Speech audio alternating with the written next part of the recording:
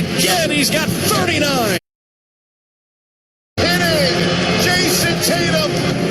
Trey got him out of position. Is he doing it again? Puts it back in. Kenyon Martin Jr. Oh, my goodness. Yep, Jericho Sims caught a body.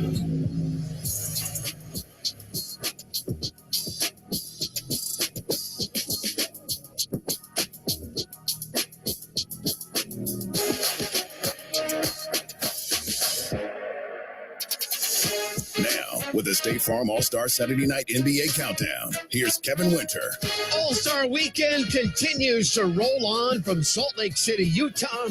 Last night, the Jordan Rising Stars opened the weekend's festivities. Team Powell capturing the title. Here's Grimes. He goes for the win, rises from three, and he buries it. Quentin Grimes of the Knicks with a triple to win it. Team Joakim 40, Team Jason 32. It'll be Team Joakim and Team Powell for the title. And Team Powell last night knocking home the win. Alvarado into the front court. Alvarado dribbling. Alvarado on the left, gets to the corner, defended well by Grimes to Matherin. Matherin gets into the corner to Alvarado, floating three for the win is good! Jose Alvarado and Team Powell winning the Jordan Rising Stars. Now tonight it is one of the more popular nights on the NBA calendar, a night that has grown in popularity over the years.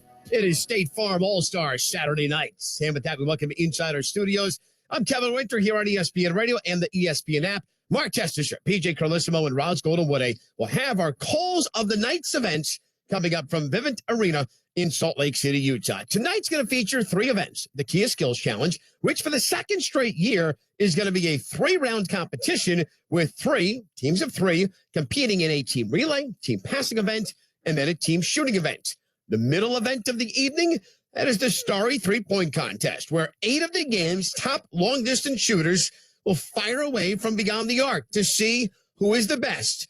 Portland Trailblazers guard Damian Lillard, he is the veteran of this group.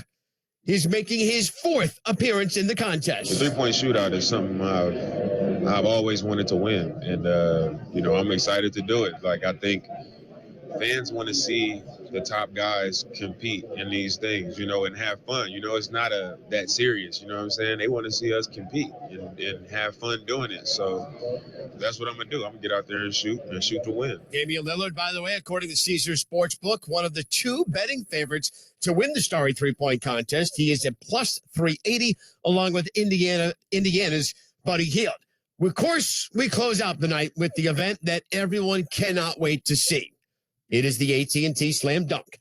4 competitors take flight with the hopes of etching their names in dunk contest lore, like others have before them. Montage. Kevin Winter with you inside our studios. The dunk contest will close out the night in Salt Lake City, Utah.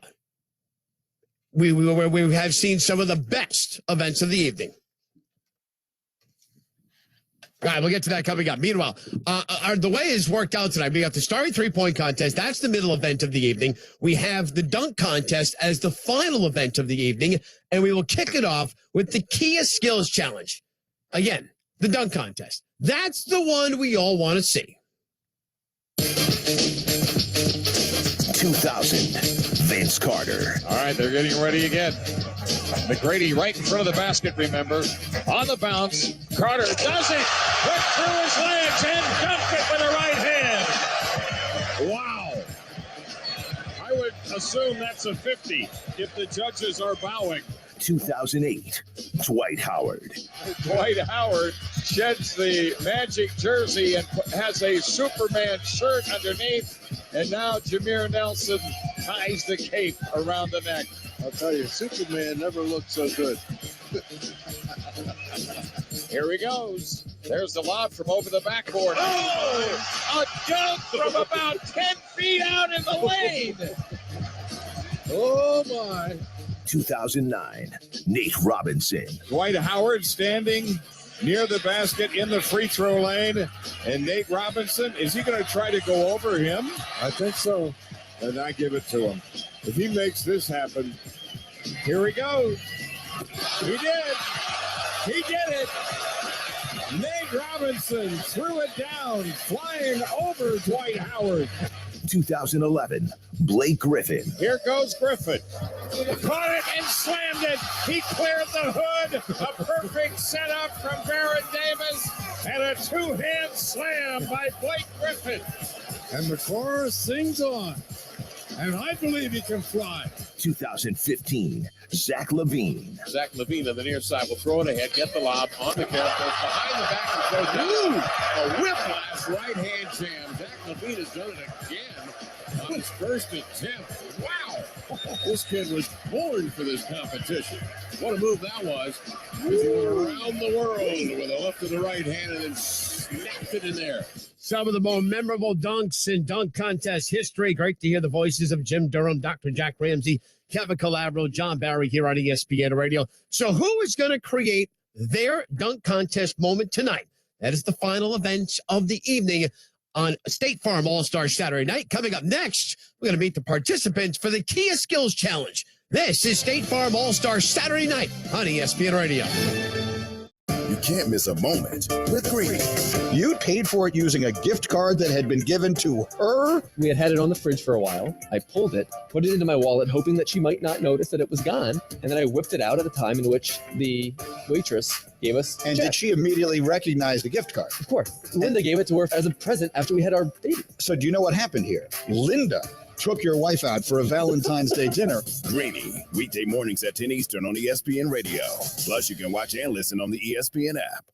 Did you miss Canty and Carlin? It really seems to boil down to Devin Booker. How is this going to work with him? How is that dynamic going to work? To have this level of talent with him on the team is a first. You're taking a back seat. Stop. Don't sugarcoat it. You are taking a back seat. He's a tremendous The last 5 minutes of the game, who are you getting the ball to, Carlin? There's the no last question. 5 minutes of the game, I have going to Kevin Durant. Canty and Carlin, weekdays at 3 Eastern on ESPN Radio, the ESPN app, and on Sirius XM Channel 80. Keyshawn, J. Will, and Max. Patrick Mahomes is already one of the great quarterbacks ever. Or are they a dynasty? I think they're a dynasty. You get to 5 AFC championship games, 3 Super Bowl appearances, you win 2 of them. Your quarterback is a 2-time MVP. He's a 2-time Super Bowl MVP. You have a Hall of Fame coach, maybe one of the top 5 greatest coaches of all time. It's the start of a dynasty. Key, J, and Max. Mornings on ESPN Radio and on the ESPN app.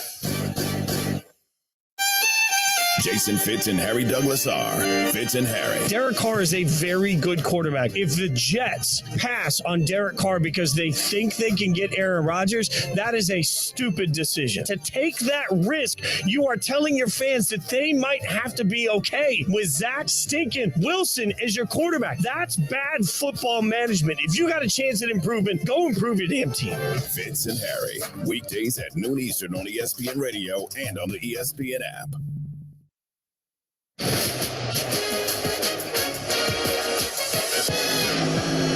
This is State Farm All-Star Saturday Night on ESPN Radio and on the ESPN app. Kevin Winter Insider Studios will head off to Salt Lake City in a moment to kick off State Farm All-Star Saturday nights. Time to meet the competitors in the first of our 3 events of the evening. The Kia Skills Challenge. Team Antetokounmpo. The 2018-19 NBA MVP Giannis Antetokounmpo would team up with his brothers, Bucks teammate Thanasis, and Alex Antetokounmpo of the NBA G League's Wisconsin Herd. Team Jazz, the hometown favorites, guards Jordan Clarkson and Colin Sexton, along with big man Walker Kessler. The Rooks, a trio of rookies that was selected for the Rising Stars, Paolo Banchero of the Orlando Magic, Jaden Ivey of the Detroit Pistons, and the Houston Rockets' Jabari Smith Jr., a combined age of 60 for these young phenoms. So that's the way it was originally set up. However, given the events that happened on Thursday night for Milwaukee. 4 on the clock. Kobe to the rim. Up, no. Rebound, and it goes out of bounds. Giannis is hurt. Yep. We had Kobe underneath the rim, and we got Giannis underneath the rim, both on the floor. Kobe's hurt, too. Oh, Giannis came down on top of Kobe.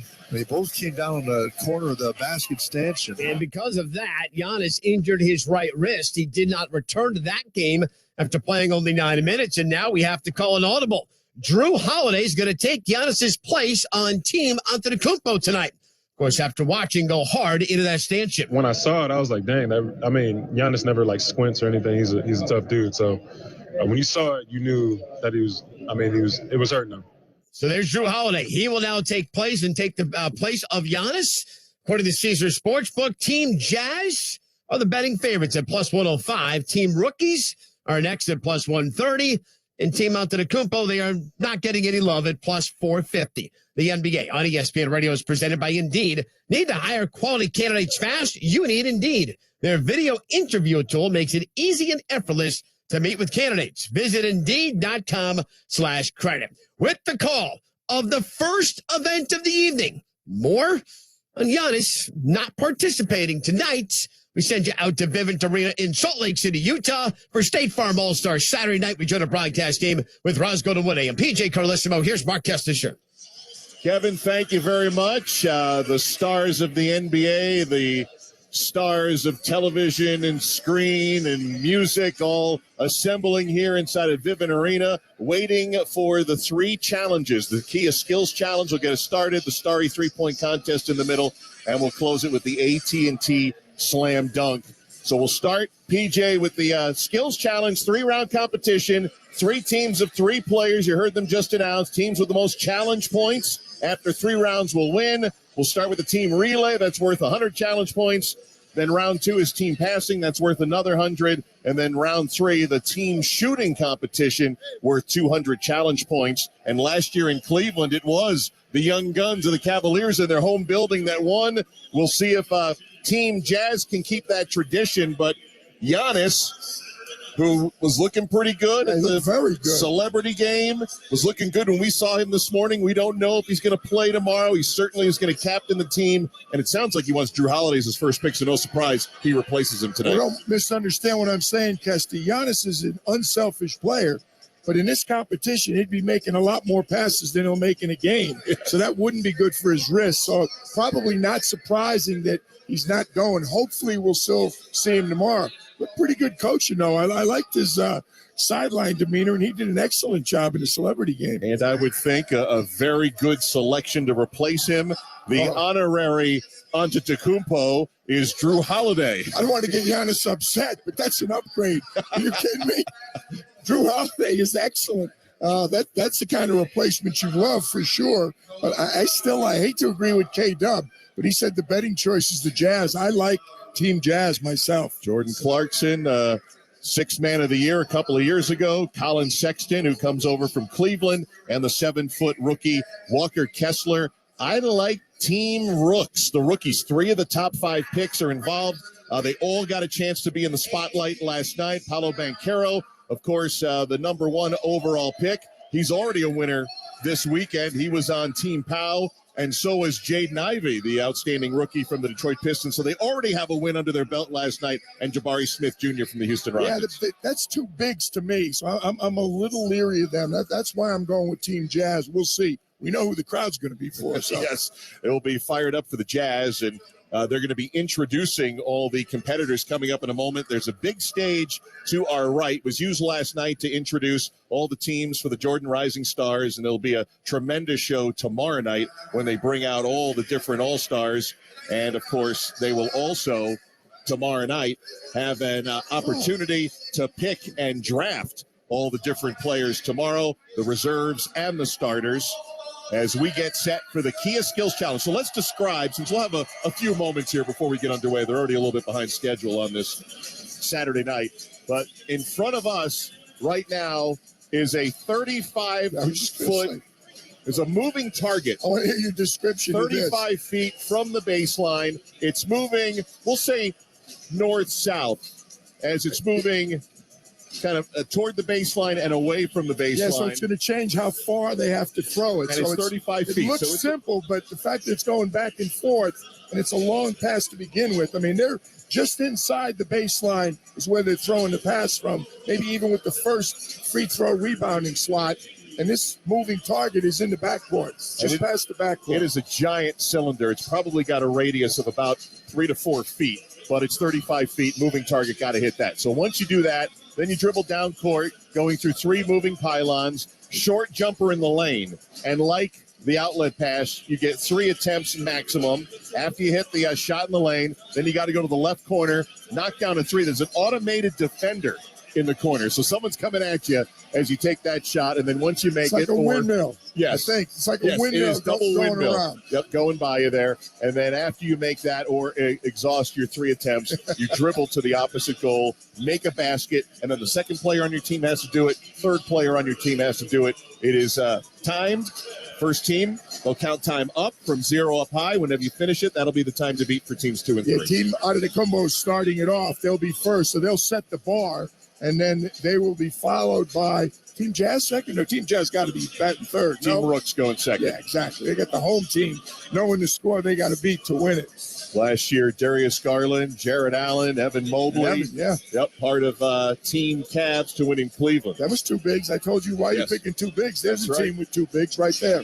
They've introduced the Adetokumbos, and Giannis is out there getting his flowers on the stage despite not participating tonight, but you know he'll be captaining that team.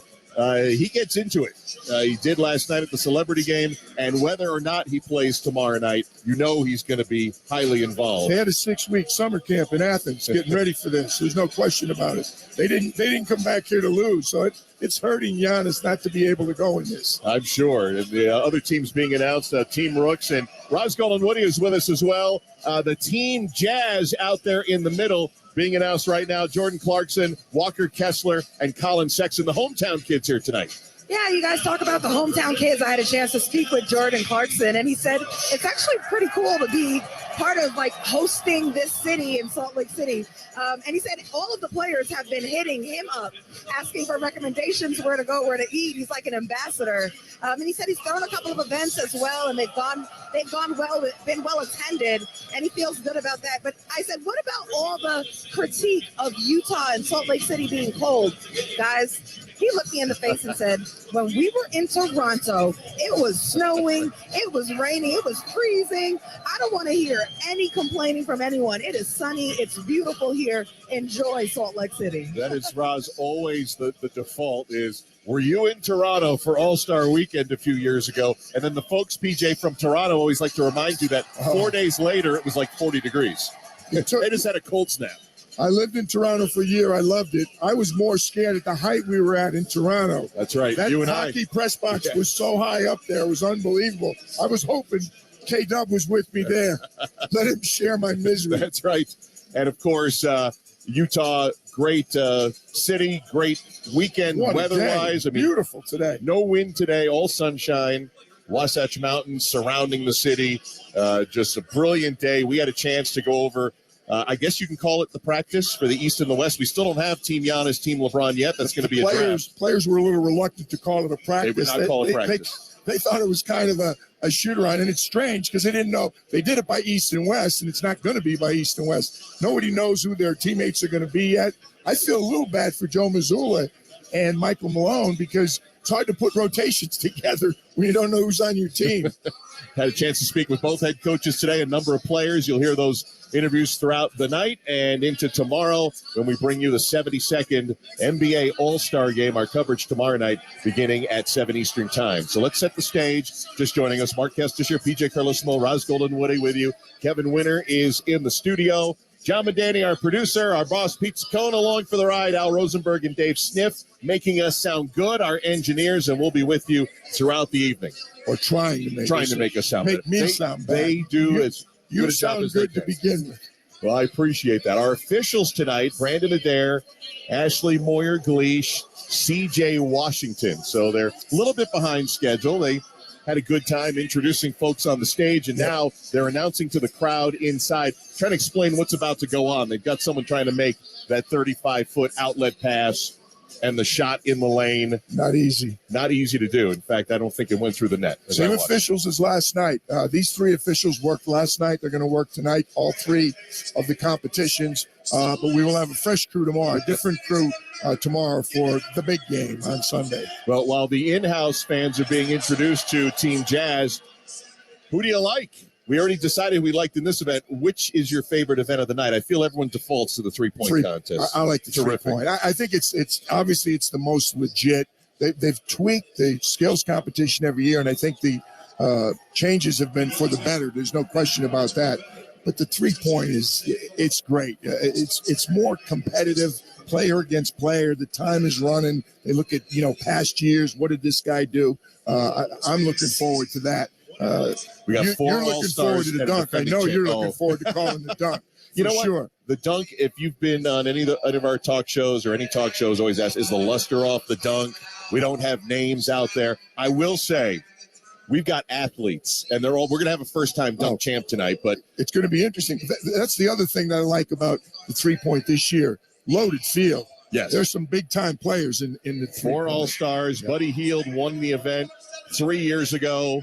Got a number of guys will be playing in the All-Star game. And that'll be our second event of 3, the Starry 3-point contest coming up in just a bit. All right, the team of Antetokounmpos are ready to go in the Kia Skills Challenge, round 1 of 3 rounds, a team relay. As we told you, Giannis is not participating with his brothers Thanasis and Alex, who plays for the G League Wisconsin Herd. But Drew Thanasis Holiday is up first, I think. Yep, Thanasis is going to grab the ball first. They compete one at a time. Clock is at 0, and the first team will set the time to beat as the clock will move up. When Thanasis is ready, he's looking down at the 35-foot target that is moving at half court. Thanasis, there's 3 balls on the pedestal. He had dribbled under the basket, and now someone from the NBA said you got to go back to the baseline. Alex is on deck. Drew, they're having a little meeting. They might be changing the order right now. That's just in a very animated conversation with one of the NBA. Here we go. That's just like, I've done this before. We did it last year. Here we go. We're underway. Clock started, and he hits on the first attempt. Through. All right, he's going through the pylons, dribbling through around a Kia that's right in the middle of the lane. He missed the short jumper. He's got 3 attempts at it. The second one rattles home. 13 seconds gone by. Now the corner 3. He overshot the rim that time. Giannis hits, or rather Thanasis hits it on the second. Nice job. That's a nice start. Now runs down the other way with the ball, dribbles and lays it in at 27 seconds. Really good job. Look at, Alex I'm telling you, these guys practice this summer. That's their second time through it. Gets through the pylons, around the car, short jumper, missed it. Alex gets the rebound, backs up to the free throw line and knocks it down. Into the corner, the windmill in front of him. Here we go. His first attempt from long range, no good. Just missed. 48 seconds elapsed. His second, just like his brother, knocked it home. Strong. Now the dribble to the opposite goal. Got to make a basket. Finger rolls it in 56 seconds. And here comes Drew Holiday, the pinch hitter. Nails it on the 35-foot outlet. Dribbles around the pylons. Rolls it up with a short again on the short jumper. Second attempt misses. He's got one more, and he missed them all. Now he goes to the corner. Minute 12 and counting upward. 3-pointer corner, overcooked the rim. Second one up, knocked it home. All 3 hit the second shot. Minute 19. Giannis is over there screaming at him, go. Holiday gets to the basket at 1 minute and 23 seconds. That will be the time to beat in round number 1. And I'll tell you, Drew wasn't at that summer camp in Athens, so he wasn't quite as ready. He found out this afternoon that he was stepping in. There's Coach Giannis over there. I think that's a good score, Kessie. That is a pretty good score. They all nailed the first attempt at the chest pass from 35 feet. That's huge. They all had trouble with the short jumper, but second attempt from the corner all went down for all 3.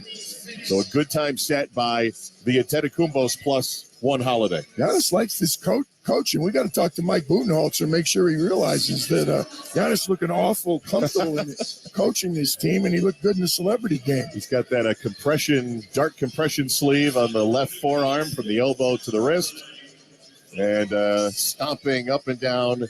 So Jabari Smith is going to lead off, it looks like. All right, the rookies are in. Jabari, chest pass, good. First attempt, dribbling through the pylons, left to our right. Around the Kia, there's a Kia vehicle parked on the floor, and he knocks down the short jumper. Jabari Smith heading to the corner, over the windmill defenders, missed the first 3. He was already on his way down court. He runs back. I was going to say, he's got to pick the ball up. Missed the second. Third one is up. Doesn't matter. Missed it. Here he comes, sprinting. Dribble to the other end of the floor. Drops it through the cylinder at 57 seconds. Left, 57 left. Coming down this time. Banchero hits on the chest pass. Goes through the pylon. Short jumper on its way. Missed it. Banchero's second attempt goes through. Everybody's having trouble with the short jumper. Going to the left corner. Over the automated defenders. First 3, not good. Second 3 also is a miss. Third one on its way. It's no good. 35 seconds to go.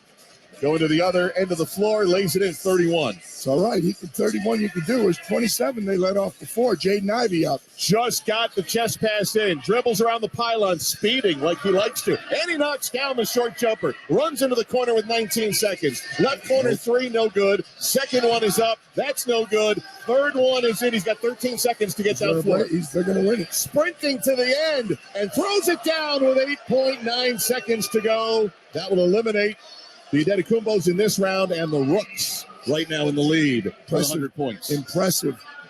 Really good job.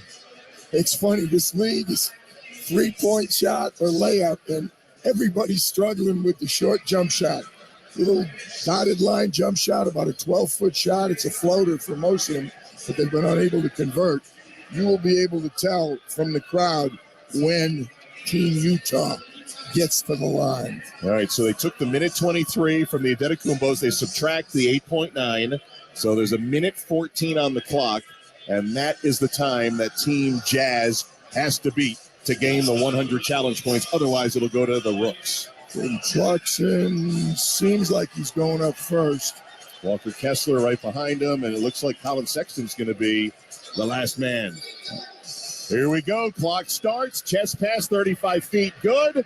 Clarkson dribbling slowly through the pylons. You got to go fast, Jordan. Faster than that. Gets around the Kia automobile, and his first short jumper, no good. Second one, no. Third one, no. He was reaching for the fourth. There is no fourth ball. Not a good start for my team. Jordan with the three-pointer hits the first. Now he's got to sprint to the other end. Grabs the ball up the pylon, flips it up, dribbles once, puts it in at 47 seconds. They got to really motor. Walker Kessler, the 7-foot rookie, nails the 35-foot chest pass. He's motoring right now through the pylons. Gets to the short jumper, puts it up, missed it. Second one up, no good. Third one, no good. No trouble. Heads to the corner at 32 seconds. There's still another player to go. Yeah. Misses the first left corner three. Second one, no good. Third one on its way, that's in. Now he dribbles with the sprint to the other end of the floor, and he drops it through with 20 seconds to go. Can Colin Sexton do it? First chest pass, just made it. Sexton going through the pylons at 14 seconds.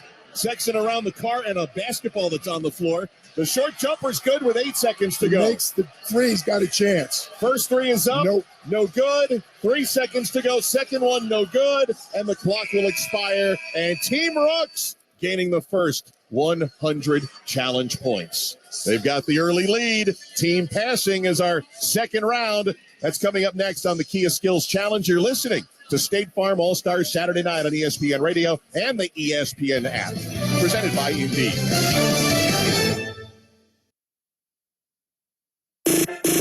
Keyshawn Johnson, Jay Williams, and Max Kellerman. People who watch basketball, no one thinks the Lakers are winning a championship this year, right? And I'm sure that includes LeBron and the Lakers. I really do believe that the Lakers have reached the pinnacle of their season. And the pinnacle of their season is when LeBron James passed Kareem Abdul-Jabbar. I don't believe that the Lakers are making any kind of run.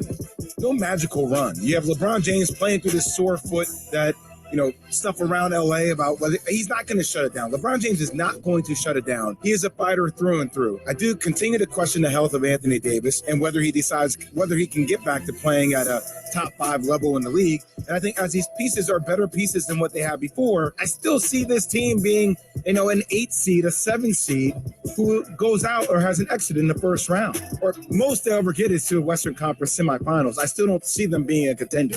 Key, Jay, and Max. Mornings on ESPN Radio and on the ESPN app. Even icons have to start somewhere. Before they change the game, they change the conference with every block, dunk, and dime, turning basketball in the South into must-see TV. Southern Hoops, a history of SEC basketball, Part 4, Monday at 9 p.m. Eastern on SEC Network, presented by Pfizer BioNTech. Jason Fitz and Harry Douglas are Fitz and Harry. The Colts made it clear a month ago that the one thing they were going to address was the quarterback position. They've got to walk out after the comments that Chris Ballard, their GM, and Jim Irsay, the owner, made over the course of the last month about their absolute dedication to finding a quarterback. They can't come out with Jimmy G. They can't come out of this with Jacoby Brissett. They can't come out of this with a nobody at quarterback. They've got to be able to sell the fan base on, we got it figured out. And you don't do that with any sort of a half-ass answer at this point. The Indianapolis Colts, with Shane Steichen being their head coach right now, and what he was able to do with Jalen Hurts and with the Philadelphia Eagles, I think it makes the most sense. If the Ravens don't want to pay Lamar Jackson and they feel like they don't want to, give him what he's demanding and what he's asking for, then you go to the next best case scenario. And then for them, you would end up getting the number 4 pick. Fitz and Harry, weekdays at noon Eastern on ESPN Radio and on the ESPN app.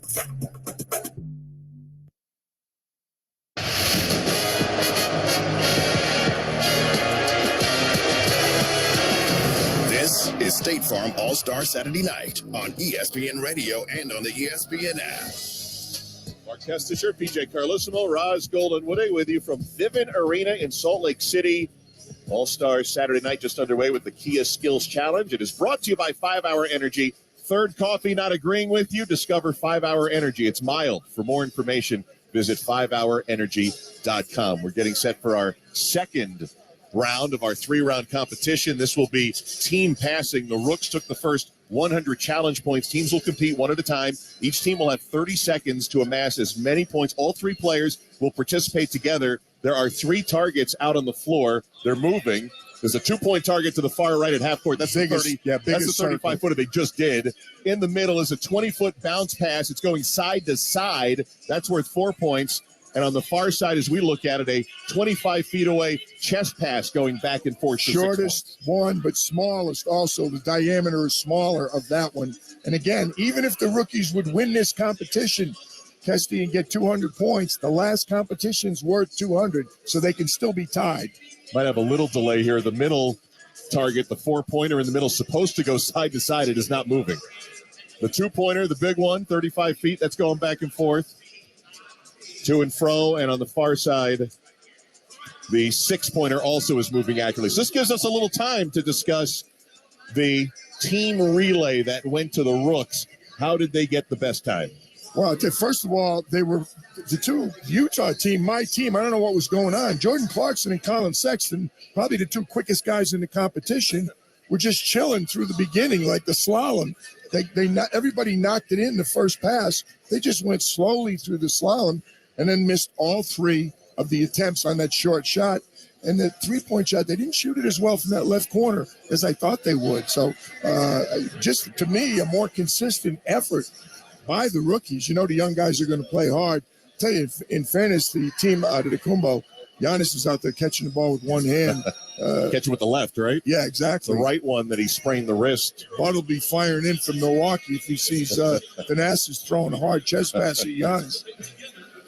Well, they're still working on the middle of the 3. I'm going to ask Roz when she's talking to Team Giannis just to see if they practiced in the summer. Oh, they came up with a plan. Oh, without question. Of all 3, and last year was actually 4 rounds. The half court was also included. They trimmed it back. The half court is now a tiebreaker. But of all of them, this was the toughest one for us to call because there are basketballs flying all over the place. The electricians have the middle one working now. Is they it? Just earned, I believe. I don't see it moving. Oh, I thought they Unless walked my eyes off. are deceiving me. No, it's not. I thought they were waiting to come back. I was going to say they earned themselves a bonus. They might be unemployed if they don't get it working. Well, they may just go with it not moving. Wow. They are. They're going to go with it not moving. Here we go. We're underway. Shots, all guys at the same time, so it's very confusing. Yep, there were 12 watch. points early because they all hit them. Now a bunch of bounce passes through the 4-pointers going through. They're up to 18 points now, 24. Drew Holiday's leading the way. He's got 16 points working from that far left side. They're up to 30 points. Another 2 goes through. Holiday's been great on that left side, nailing that 6-pointer. He just nailed another one. And they can't shoot the same shot twice in a row. They got to move from target to target. That's right. Alex Adetokumbo just threw one through the other target. And another one. Drew Holiday ends up with 42 points to himself. and Team Adetokunbo with 84. That's going to be a big score to beat. I think it's a good score to beat. I think there were a couple that went to that target without the bounce pass. I'm curious whether the referees are going to say anything, whether they bounced it through and out or threw it with a chest pass. Yep, they might be changing rules on the fly without it moving from left to right. So the Adetokunbo set the score with 84 points, 30 seconds back on the clock. The Rooks, who have 100 challenge points for winning early, have Paolo Banchero, Jaden Ivey, Jabari Smith, all dribbling basketballs and waiting for the clock to start. Here we go. And 2 out of 3 on the first. They got 10 points early. The bounce pass, another 4-pointer. Another bounce pass didn't go. A 35-footer clanked off the side. One goes through. They nail a number 6. Another 6-pointer from Banchero, up to 38 points. Now 40. Banchero's having a really good run here. He's got 20. He's in the middle. The bounce pass. Bounced it over the top. Did not get the 4-pointer that one. But he's able to put one in on the 6-pointer. Another 2 goes in with 64. 3 seconds to go with 66 points. And at the horn, 74, 78 officially. They counted one good at the end, so they're going to come up 6 points short. 84 is still the score to beat from the Adetokumbos. And again, 100 points for the first 2 competitions. Rooks already have 100. And then the final team shooting is worth 200 points. So we are now guaranteed to have a champ after round 3 because the Rooks cannot win this event now. So there'll be 2 teams with 100 points. No, the Rooks can win it. They got 100 in the first one. They got 100 in the first. Yep. But the third round will decide the winner. Exactly. We will have no tie at the end of 3 rounds. Here we go. The Team Jazz up now. Jordan Clarkson, Walker Kessler, Colin Sexton. 30 seconds on the board. Got to get it through the 3 different pass places. Good start. They made all 3 of them again. 2, 4, and 6. The 6-pointer, another one from Colin Sexton hitting the 6 on the far side. Some guys are forgetting to bounce it. That's right. You got to bounce the middle one on the 20-footer. They've got 42 points working. Walker Kessler, the 7-footer, having a really good run. He's got 30 of their 54. Sexton hits another 6-pointer up to 66. 5 seconds to go. They're 10 points away. They got 80, 88 points. Team Jazz going to win it as the horn sounds. 100 points, 100 challenge points in the bank for Team Jazz. So Team Jazz and Team Rooks each with 100 points with 1 round to go. Well, I'll tell you what, they really got off smoke and then missed a couple. Referees.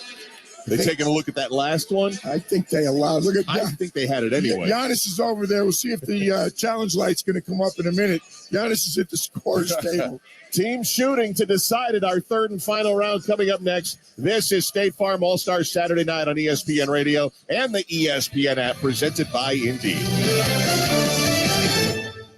The basketball and hockey seasons are heating up. Baseball is just around the corner, and nothing beats seeing your favorite team live. Not only does Vivid Seats have great ticket prices, they're also the official ticketing partner of ESPN. And with Vivid Seats Rewards, when you buy 10 tickets, you get the 11th free. Download the app or visit vividseats.com today. Vivid Seats. Life happens live. Receive a reward credit equal to the average price of the 10 tickets purchased, excluding taxes, fees, and processing costs. See vividseats.com/rewards for terms and conditions.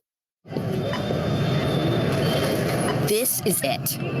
Enough dreaming about growing my business online. It's time to get serious about selling in my style, as big as I want to grow, because there's nothing I can't do. It's time to get Shopify. You go and get it. Oh, oops. I thought I was just talking to myself there. But heck yeah, I do. It's time to take my business to the next level. Start selling with Shopify to join the commerce platform revolutionizing millions of businesses worldwide. Packed with industry-leading tools ready to ignite your growth, Shopify gives you complete control over your business and your brand. From templates that make site design simple to customizations that let you grow at your pace. This is possibility powered by Shopify. Sign up for a free trial at shopify.com/play. That's shopify.com/play. Go to shopify.com/play to take your business to the next level today. Will they find a home? Sponsored by Geico. Susan has always wanted to live in a chateau. I like a certain je ne sais quoi, while Jake is more into the Cape Cod style home. It's a classic look. Compromise is tough, but these two won't have to compromise when they bundle home and car insurance with Geico. It's easy, and they can save even more. In the end, Susan and Jake found a Cape Cod style home where they will only speak French. Bonjour, je t'aime, merci beaucoup, and cordon bleu. You'll get better with time. Bundling without compromise at geico.com. It's been an incredible football season, and Adam Schefter has been there each week giving you all the news, inside scoops on the happenings throughout the league. But with the season now over, the Adam Schefter podcast and Granger are bringing you a one-of-a-kind episode highlighting the greatest moments this year had to offer. From amazing last-second finishes to championship performances, Adam will cover it all. So be sure to listen to the Adam Schefter podcast, presented by Granger, wherever you get your podcasts. Granger, for the ones who get it done. For the ones finding new ways to ensure the job always gets done. For the ones wearing many hats. For the ones who are hands-on, even from far away. And the ones keeping business moving forward. We are Granger, offering professional-grade industrial supplies, plus real-time product availability and access to experts ready to answer your toughest questions. Call, click Granger.com, or just stop by. Granger, for the ones who get it done.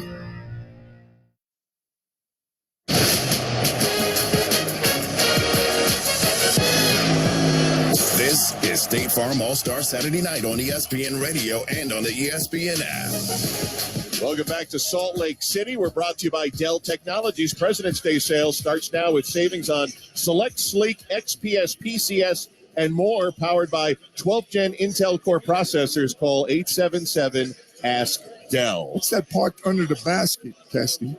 Is that the red Kia? Yeah. That was on the floor a short time ago. Yep. And now they've driven it off the baseline because there are 5 shooting spots. The final 200 challenge points are up for grabs in the team shooting. Team Rooks, Team Jazz, each with 100. So whoever wins this event will win the Kia Skills Challenge. Teams will compete one at a time. All 3 players will participate together with 1 ball. Each team has 60 seconds to amass points while shooting from 5 different spots, including spot 5, which is I'll call it the Steph Curry 3-point deep shot. You got to start there. There's 1 point for the right side 10-footer, 2 points for the left elbow extended, 3 points for the top of the key 3, 4 points for the left corner 3, and it's a 5-point shot if you hit the deep 3. I think the most legit competition. I mean, game skills, not really an overwhelming favorite. I like the Jazz. I think they have a little bit better overall shooting.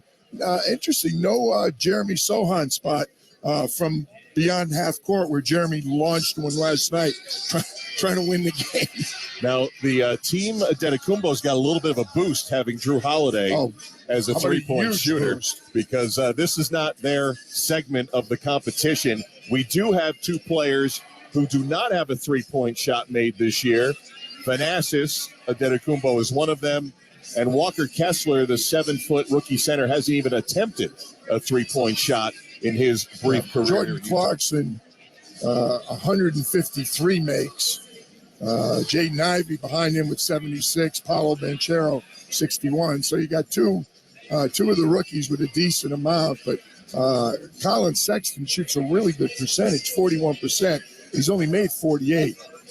So it's interesting. I think it favors Team Jazz slightly. If you are picking between Team Jazz and Team Rooks, because you're right, it's very slight. Are the rookies like they don't care? This is their big stage. They just let it fly. They're having a good time. And Team Jazz has the crowd behind them. I think you're right. And then the monumental upset here would be if Thanasis and Alex, led by Drew Holiday, could come in and Drew might make everyone he looks at. So Drew might really help the team. Well, there will be no tiebreaker because we have 2 teams with 100 challenge points, the Rooks and the Jazz. This is worth 200. So the winner of the 3rd and final round team shooting will take the Kia Skills Challenge. Antetokounmpo, Bucks team up first. Drew Holiday standing on the 5 spot That's already. Right. He's got to take the first shot. All players attempt at least a shot, and they alternate locations. All right, the 30-footer is up. Oh, it went off the backboard, nearly went in. They go to the corner. Alex Antetokounmpo misses the corner shot. Holiday thought about taking a 3. He should take it. Time's a wasting. And he hits the 3-pointer at the top of the key. Into the corner, Thanasis missing on the 4-pointer. Alex will take the three with 40 seconds to go. Bricks it wide left. They're sitting with 3 points so far. Now the 4-pointer left corner. Drew Holiday, no, as it cooks out. 30 seconds to go. One ball. That's why there's time between the shots. You got to get your own rebound. And Alex, after missing a shot, just dove for the ball. Sent it to his brother Thanasis, missing a corner three. Out to Drew. 5-pointer misses. Alex was underneath the car trying to get that rebound. 17 seconds to go. Another miss by Alex, corner three. Thanasis going to try the 5-pointer, and he hits it. Thanasis hitting a triple. There's Alex, a 3-point attempt, no good. 4 seconds to go. Thanasis, the corner, no. Will they get one more shot? They won't get it to Holiday in time. And 8 points. That doesn't really seem to stand a chance here with 2 more teams to go. Yeah, Thanasis, 5 points. Drew Holiday, 3. Alex didn't ring one up. 8 points. I don't think that's going to stand up. I don't know if 5 extra points from Drew Holiday would have made the difference, but they had to get him one last shot, and they couldn't get it before the buzzer sounded. Team meeting over there for Team Jazz. They're who's starting where? What are you going to do? What's the? It really is an advantage to watch the other team go, and then you decide what you're going to do. Team Rooks coming out. They will send Jabari Smith Jr., the Rockets rookie, to the 5-point circle, 30 feet away. 1 minute to go. 8 points is the score to beat. Here we go. Jabari's first long three. No, off the iron. They'll go to Jaden Ivey. The 4-pointer left corner misses. Rebound is sent out to Bankero. He'll try a 2-pointer. Left elbow extended. No good. They're still sitting on no points. Top of the key, 3. No good. Jabari Smith, 44 seconds to go. Jaden Ivey, the 5-pointer. No good. It was on target. Missed it.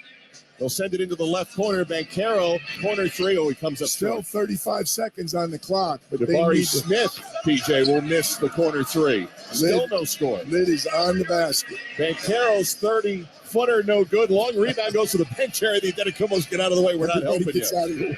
Ivy can't hit the 3-pointer from on top. They're scoreless with 15 seconds to go. Jabari Smith misses a 3-point attempt from the top. Will they get any points? Will they get one? Bankero hit the short one.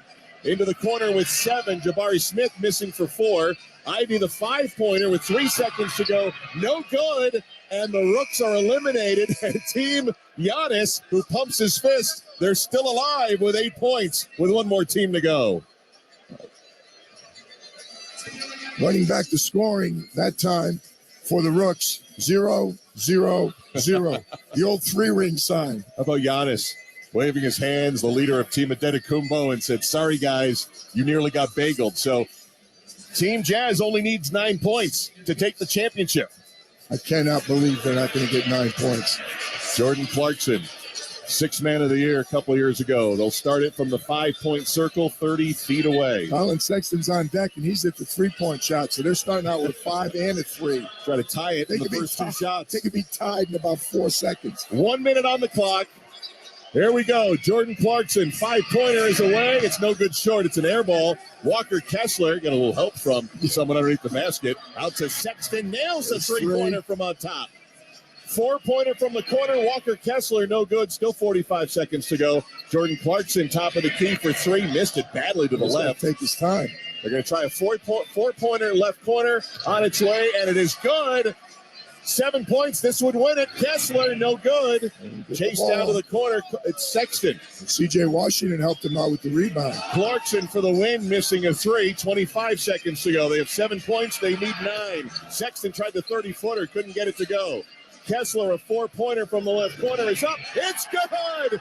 The 7-foot rookie has put them in front. They're going to keep playing. All over. 9 seconds to go. They have 13 points. Sexton tries a 5-pointer. Kessler from the top, the 7-footer. Squeezes one off, no good. Time expires. And Team Jazz, for the second year in this format, the home team wins. Team Jazz with the victory. And we will hear from the champs with Roz coming up next. You're listening to State Farm All-Star Saturday night on ESPN Radio and the ESPN app presented by Indeed. Jason Fitz and Harry Douglas are Fitz and Harry. Derek Carr is a very good quarterback. If the Jets pass on Derek Carr because they think they can get Aaron Rodgers, that is a stupid decision. To take that risk, you are telling your fans that they might have to be okay with Zach stinking Wilson as your quarterback. That's bad football management. If you got a chance at improvement, go improve your damn team. Fitz and Harry, weekdays at noon Eastern on ESPN Radio and on the ESPN app. Mike Greenberg is Greeny. He is clearly on a pace, on a trajectory to be as good as anybody, if not better, than anyone we've ever seen. And I will say this. I believe if he announced today his retirement, he'd be a first ballot Hall of Famer. After 5 years, he's played 6 total. He's only actually been on the field for 5 of them. He would be a first ballot Hall of Famer. Greeny with Mike Greenberg. Weekday mornings at 10 Eastern on ESPN Radio. Plus, you can watch and listen on the ESPN app. Marvel Studios' Ant-Man and the Wasp: Quantumania arrives in a game-changing must-see. Ready? Ready. Critics are calling it truly exhilarating. You're not the one with the hammer. It's Thor. We get confused a lot. Similar body types. It's jaw-dropping and unexpected. He's a monster who thinks he's a god. I am Kang! Experience the next chapter of the Marvel Universe. Ant-Man and the Wasp: Quantumania. Rated PG-13. May be inappropriate for children under 13. In theaters everywhere now. Chris Canty and Chris Carlin are Canty and Carlin. So first off, the minimum you're supposed to be spending for a quality barber is $100. $100? I mean, the dye that the barber is putting in Jalen Rose's head, that must be real expensive stuff, cuz. There ain't no way in hell a haircut's supposed to cost you $100. Ain't no way. Now, I ain't trying to disparage anybody that's trying to get their money. I'm all about people trying to get paid. But $100 for a haircut, especially when you go in every single week, ain't no way, partner.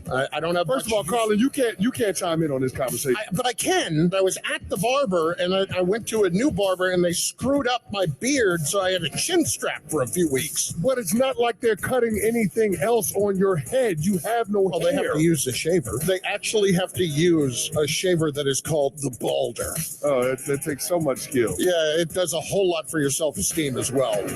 Canty and Carlin, weekdays at 3 Eastern on ESPN Radio and on the ESPN app.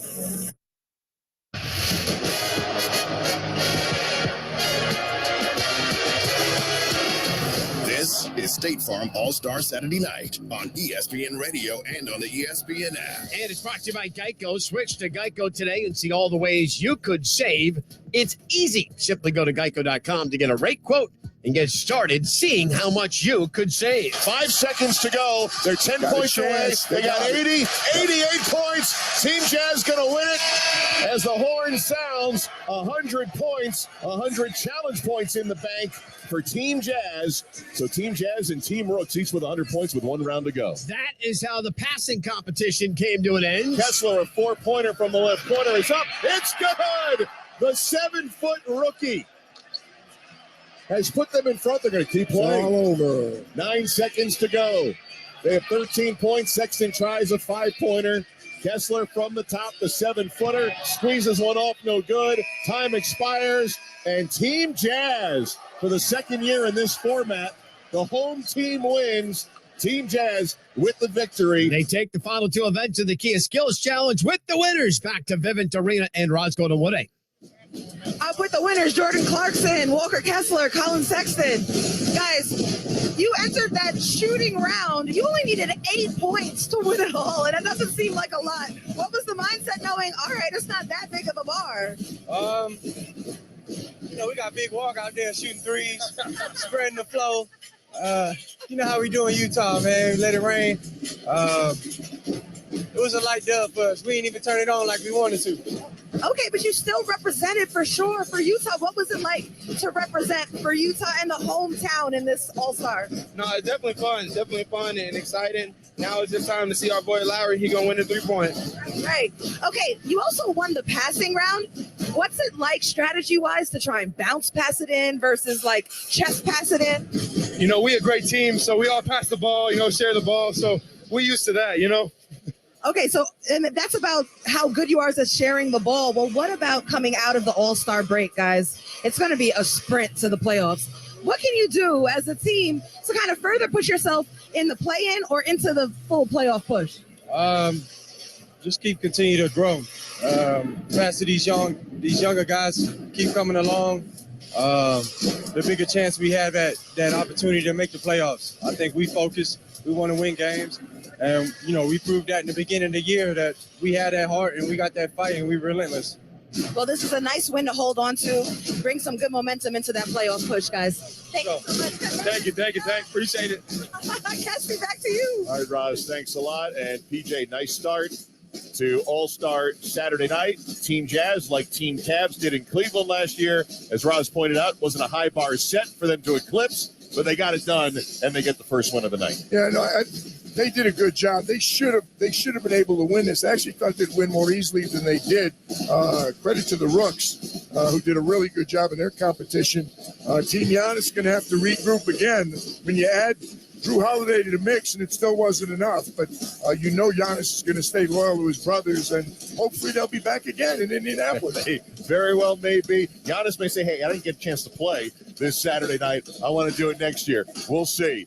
The second event is coming up in a bit, the Starry three-point contest. 4 All-Stars taking part who will play tomorrow night, including Buddy Hield, not an All-Star, but the 2020 champ in the three-point contest. And Damian Lillard is the choice to win it. We'll see how he fares. It's coming up in a bit. First, let's go back to Kevin Winter in the studio. Kesty, PJ, Roz, thank you very much. State Farm All-Star Saturday Night rolls on. Kevin Winter with you inside our studio. So the Kia Skills Challenge goes to the Utah Jazz. And you heard Roz mention for the Jazz where they could try to make a postseason push. They are sitting right now in the 12th position, 29-31. You say 12, but those 31 losses, those are only 2 losses more than the 6th seed, the Dallas Mavericks. That's how tight the Western Conference is. So the Kia Skills Challenge is in the books. Time now to move forward to the Starry three-point contest. Want to take you back to last year's three-point contest. It's going to be academic for Karl Anthony Towns. First one is a miss, second a make, third is a make, fourth is a make, and his final ball for Luke Kennard is good with 26. Karl Anthony Towns, 6'11" of the Minnesota Timberwolves, is the Mountain Dew three-point contest winner in 2022. Karl Anthony Towns, the first true big man to actually ever win the three-point contest. And if you are curious, he was also the longest shot on the board, according to Caesars, 1 year ago. So what about this year's competitors for the Starry three-point contest? It's our player resume, brought to you by Indeed. Need to hire quality candidates fast? You need Indeed. Their video interview tool makes it easy and effortless to meet with candidates. Visit Indeed.com/credit. Let's meet this year's competitors. Starry three-point contest.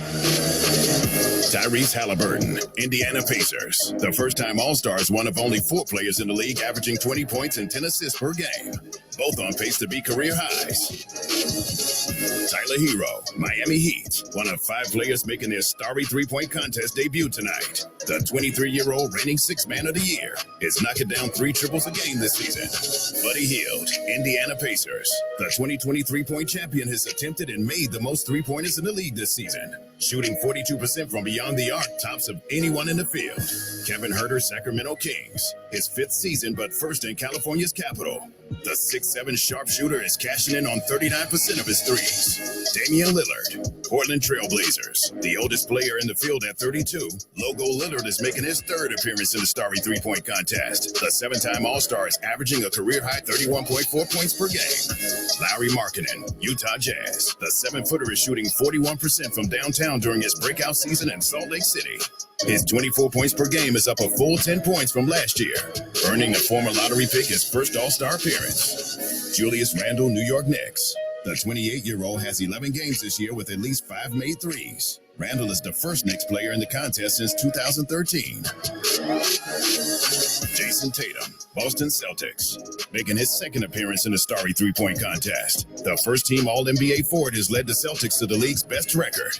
In his 6th season, the MVP candidate is dropping 30 a night and still just 24 years old. So there they are, your candidates for this year's Starry three-point contest, by the way, as they just mentioned, Jason Tatum, plus 1,400 to win this year's MVP award. Nikola Jokic, Joel Embiid, Giannis Antetokounmpo, Luka Doncic, Tatum, and then LeBron James at a whopping plus 4,500. Now, back to the contest, the Starry three-point contest. Damian Lillard is the veteran of this group. He's appeared in it 4 times. The three-point shootout is something I've always wanted to win, and I'm excited to do it. Like, I think fans want to see the top guys compete in these things, and have fun. It's not that serious. You know what I'm saying? They want to see us compete and have fun doing it. So that's what I'm going to do. I'm going to get out there and shoot to win. Damian Lillard, one of the favorites. We'll give you the odds coming up. Before we go any further, let's pause 10 seconds for station identification. You're listening to State Farm All-Star Saturday Night on ESPN Radio and the ESPN app, presented by Indeed.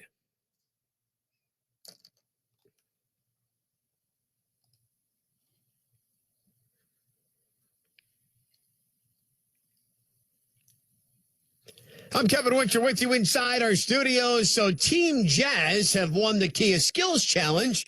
We're now getting set for event number 2 of the evening, the Starry three-point contest. Coming up next, I'll give you the odds, according to Caesars, of the 8 competitors. Let me go back to Vivint Arena for the actual contest. The Starry three-point contest is next. This is State Farm All-Star Saturday Night on ESPN Radio, the ESPN app.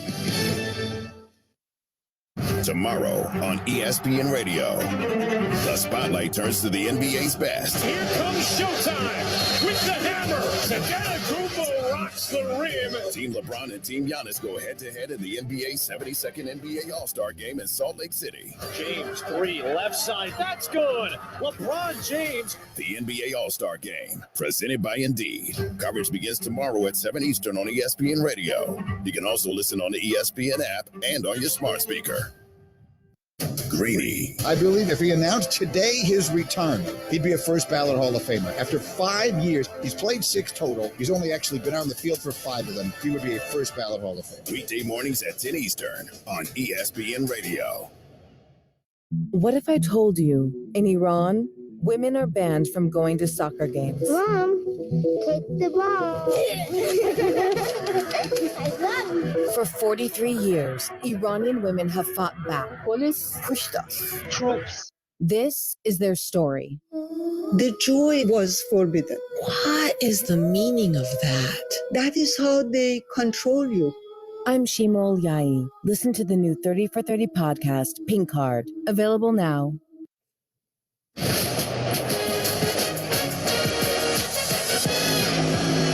This is State Farm All-Star Saturday Night on ESPN Radio and on the ESPN app. And it is brought to you by Vivid Seats, where you earn rewards with every purchase. Vivid Seats Rewards is your ticket to more tickets. Vivid Seats, life happens live. Kevin Winter with you, so we're getting set for the Starry three-point contest. 8 competitors. Here we go, according to Caesar Sportsbook. Damian Lillard, your betting favorite at plus 350. Buddy Hield is next at plus 400. Bet 100. Bet 400, bet 100 rather, win 400. Damian Lillard, 350. Buddy Hield, 400. Kevin Huerter is next at plus 550, along with Tyrese Halliburton. Then it's Tyler Hero, Lauri Markkanen, Jason Tatum, and if you want the long shot, that would be Julius Randle. Marquez Fisher, PJ Carlesimo, Roscoe Woode. Julius is plus 1,600. Back to you on State Farm All-Star Saturday Night in Utah. Well, we'll see, Kevin, if the longest of long shots can cash in like Kat did a year ago. 8 competitors, 2 rounds, time shooting competition, 70 seconds to shoot as many of the 27 balls as you can. 3 players with the highest scores will advance to the championship round. There are 5 traditional racks, 2 in the corners, 2 on the wings, 1 at the top, 4 racks with 1 money ball each. 1 rack is all money balls. And, PJ, there are 2 ball pedestals positioned. They're calling it Starry Range. There are 2 deep shots. Each pedestal will hold 1 special white Starry ball worth 3 points. The most you can get is 40 if you clean everything. They're up on top. They're between racks 2 and 3 and 3 and 4. It's an all-white ball with some little green logos on it. The other money balls are kind of a black and white mix. And of course, the other 4 are the official Wilson game balls for the league. Tell you what, Julius Randle, clearly the long shot. he still shoots 35% from three, and he's a streaky shooter, as we know. Kesty, he gets it going. Watch out. He's had more of those first quarters with 5 threes. Came out smoking. And when he had that outstanding season a couple of years ago, he shot a career-high 41% from three-point range. Damian Lillard, this will be his 4th appearance in the three-point contest. He is the favorite to win the match. Buddy Hield won it 3 years ago. Remember, he beat Devin Booker on that last-second shot. This will be his 3rd appearance, and he is the leader in three-pointers made this year with 230. That is 34 more than the nearest competitor in the NBA. There's no question he's going to fire them. It's interesting to me. You watch these buddies. Buddy just made 2 left-handed from the deep corner right there. Interesting to see how they set up the racks. Jason Tatum, you noted, has been just shooting out of the left corner, and he's got his money rack right at his first position in the left corner. And again, they're all worth 2 points, the money ball. So this is a 10-point rack he's starting with. We're underway, 70 seconds. Hit the first, second one rattles out, no good. Third one off the side rim. 4th one, no good. 5th one on its way, no good. He only got 2 points out of the rack. Not a good money rack for JT. To the left wing, hits the first. He's got 3. Second one goes down. 3rd one, no. 4th one from the wing, yes. And the money ball up, and it is around and in. It goes down. 7 points headed to the first starry ball from 30 feet. Missed it badly. Brick to the right. Top side rack. First one, yes. Second one, launch. No good. Rattles out. 3rd one on its way is good. 4th one is up. That's no good. 30 seconds to go. Oh, Tatum hesitated. Now shoots the money ball and missed it. Heads to the second starry ball from deep. That one's up, no good. 9 points going with 2 racks to go. Hits on the first. Second one is good. 3rd one with good form hits. 4th one on its way, no good. And the money ball from the wing, it's good. 14 going to the final rack. 10 seconds left. First one is up, yes. Second shot, good with 4. 3rd shot, yes with 3. 4th shot's good. Does he get off the 3? He does, and he hit it. 21 for Jason Tatum with a perfect run at the last rack. Unbelievable last 2, and I'm sure if he had it to do over again, he'd switch that money rack, make it the last one instead of the first one. Basically got nothing out of the money rack to start, only 2 points. I said 21 because I thought it was a traditional three-pointer. It's only a 2-point. So 20 points total for Jason Tatum. Let's check in with Roz Golden-Woode. Guys, before the contest, I spoke with Jason Tatum, and he told me he made the money rack his first shooting spot because he was afraid if he put it as the last spot, he might get tired at the end. And that really didn't work out as a game plan, huh?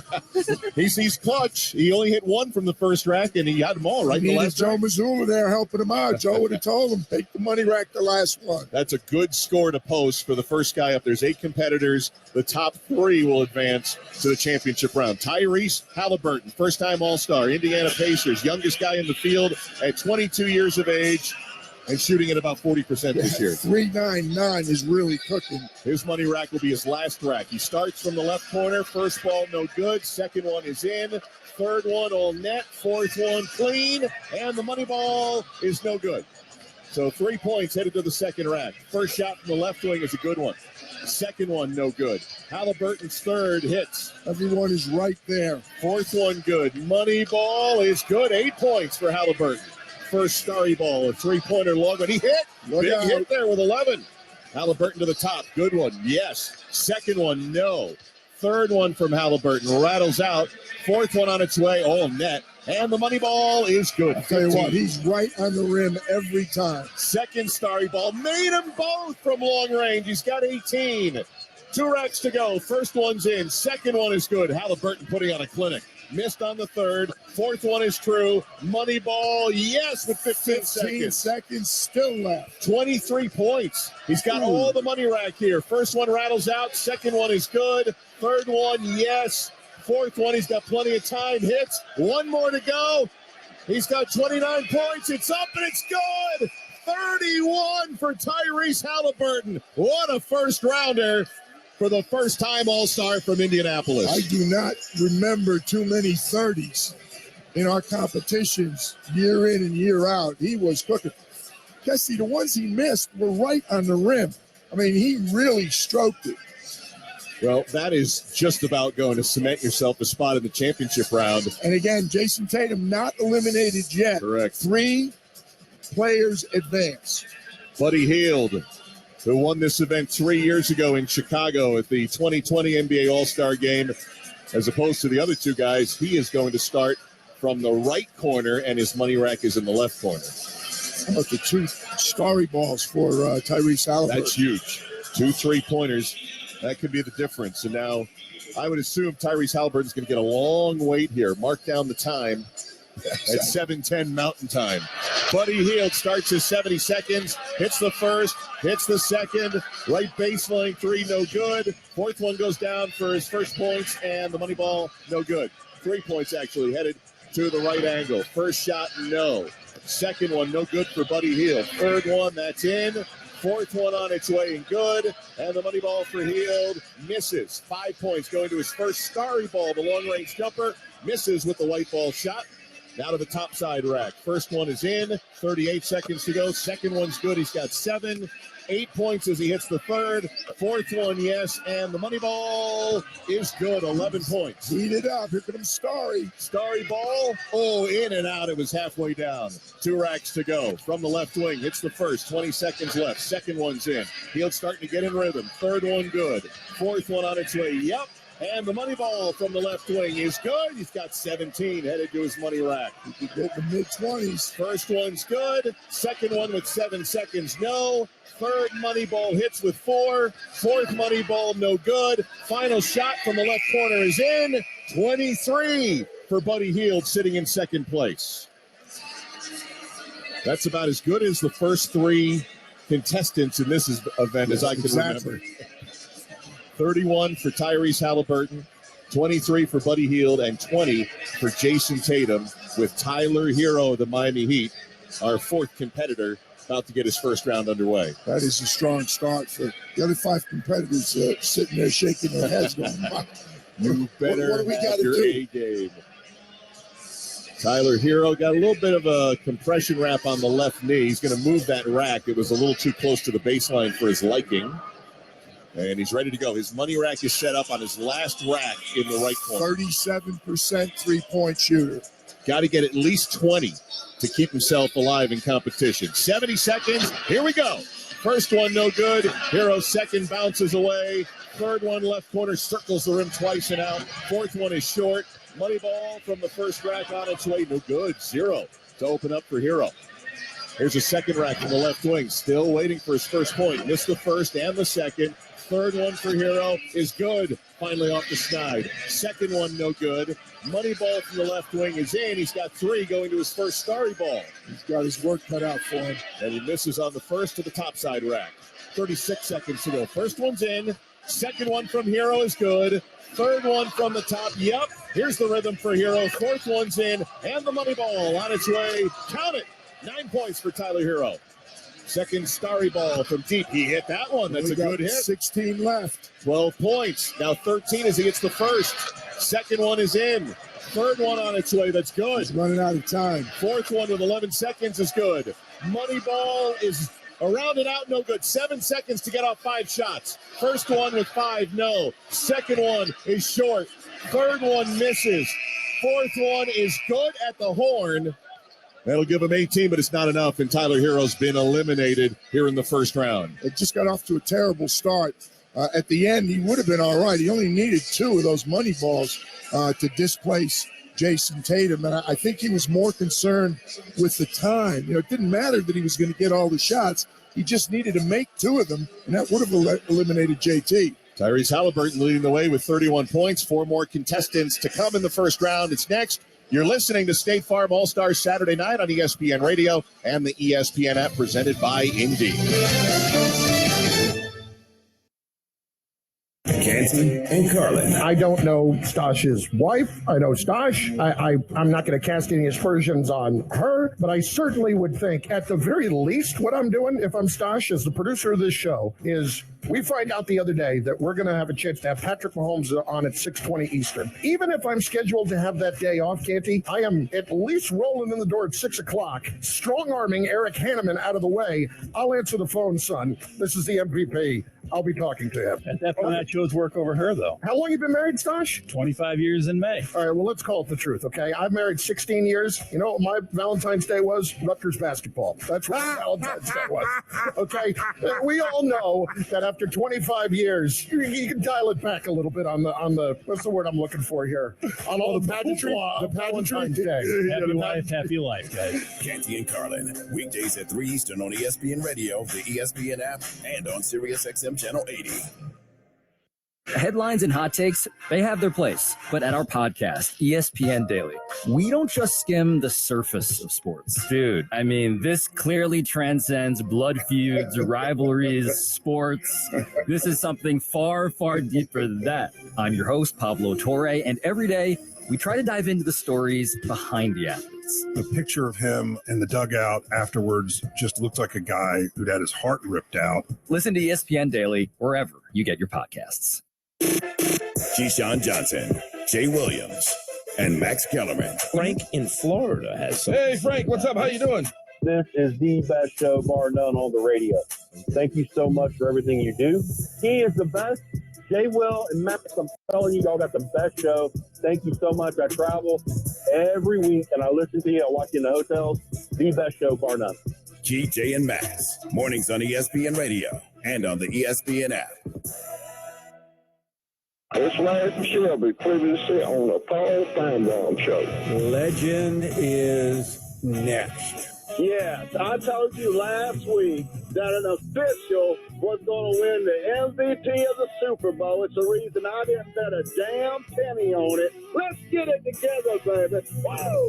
The Paul Feinbaum Show, weekdays at 3 Eastern on the ESPN app and on the SEC Network.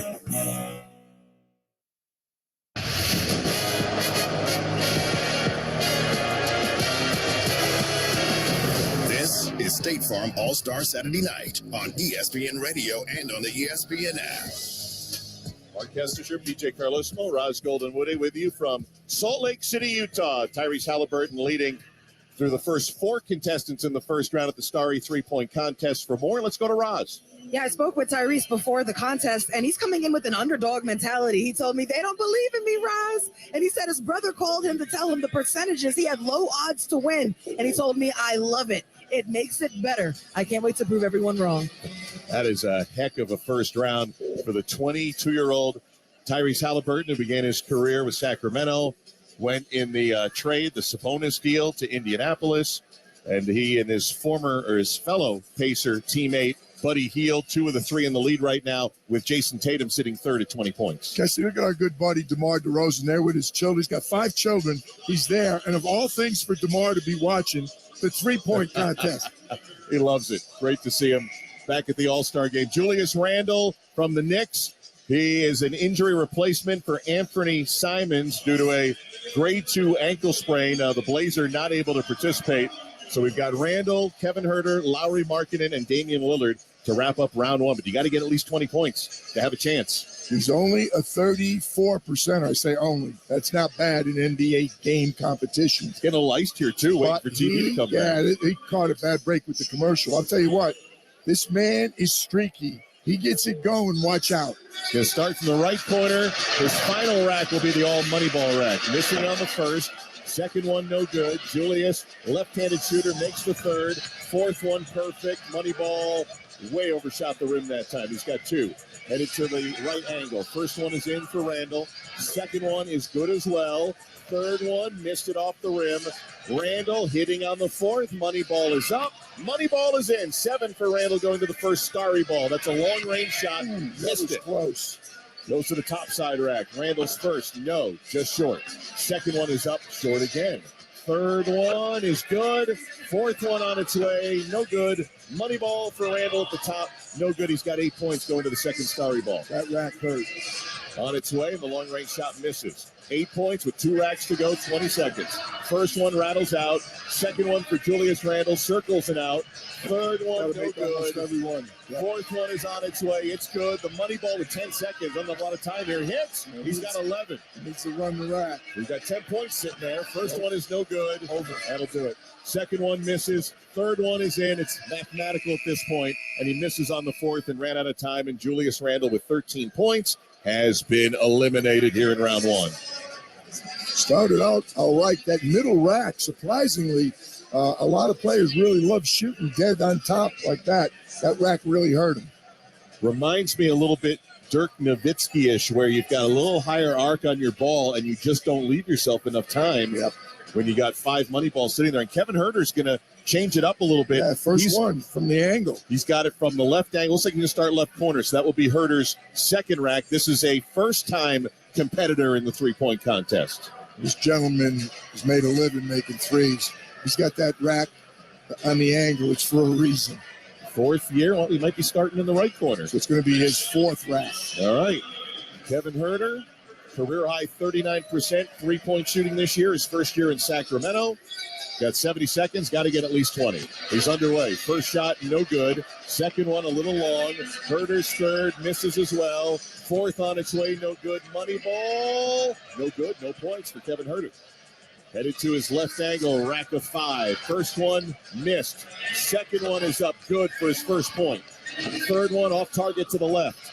Fourth one, same, off target. Money ball on target, but missed. 1 point going to his first starry ball. The long-range jumper's no good. Headed to the top side with only a point. Got to get at least 20. Herter missing on the first. Second one up and in. Can he get a rhythm here? Third one, no. Fourth one on its way. That's no good. Not enough. Money ball is in. He's got makes the star. 4 points. Starry ball missed it. He's got 10 sitting on this rack, but doesn't have enough. Best he could get was 20. Misses the first, makes the second. Third one, no good. Fourth money ball is in. Fifth one for Kevin Herter is up, no good. Only 8 points going to his final rack. First one circles the rim with 3 seconds. Second one misses. Third one is in and out. He missed on the fourth one, and Kevin Herter, only 8 points, has been eliminated here in round one.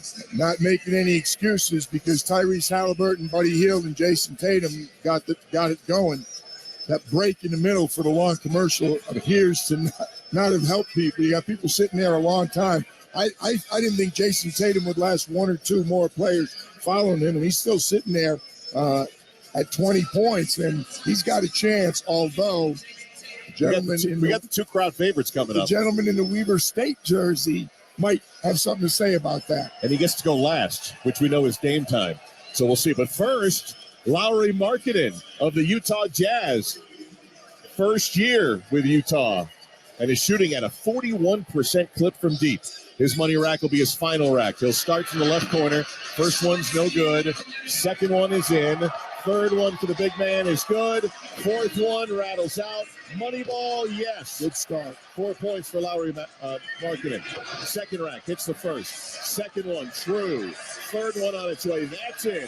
Fourth one for Markkanen. It's good. And the money ball splashed it home. He's got 10. Starry ball for Markkanen. It's worth 3. In and out. They go to the top. He's got to get at least 20. Missing on the first. Second one is good. Third one up. Nope. Fourth one for Markkanen is in, and his money ball at the top is good. He's in good shape. 14 points. Got a 3-point starry ball that misses. 2 racks to go. From the right angle. First, no. Second shot is in. Third ball is up and good. Fourth one is no good. Money ball. He's got 18. Headed to his final rack. In great shape. 2 balls will get him in. First one is a miss. One would tie. Miss there. He's got 3 left. Misses. Make both of them. 5 seconds. Hits the first. This is to eliminate Tatum. Missed. We got a tie. Lauri Markkanen with 20 points.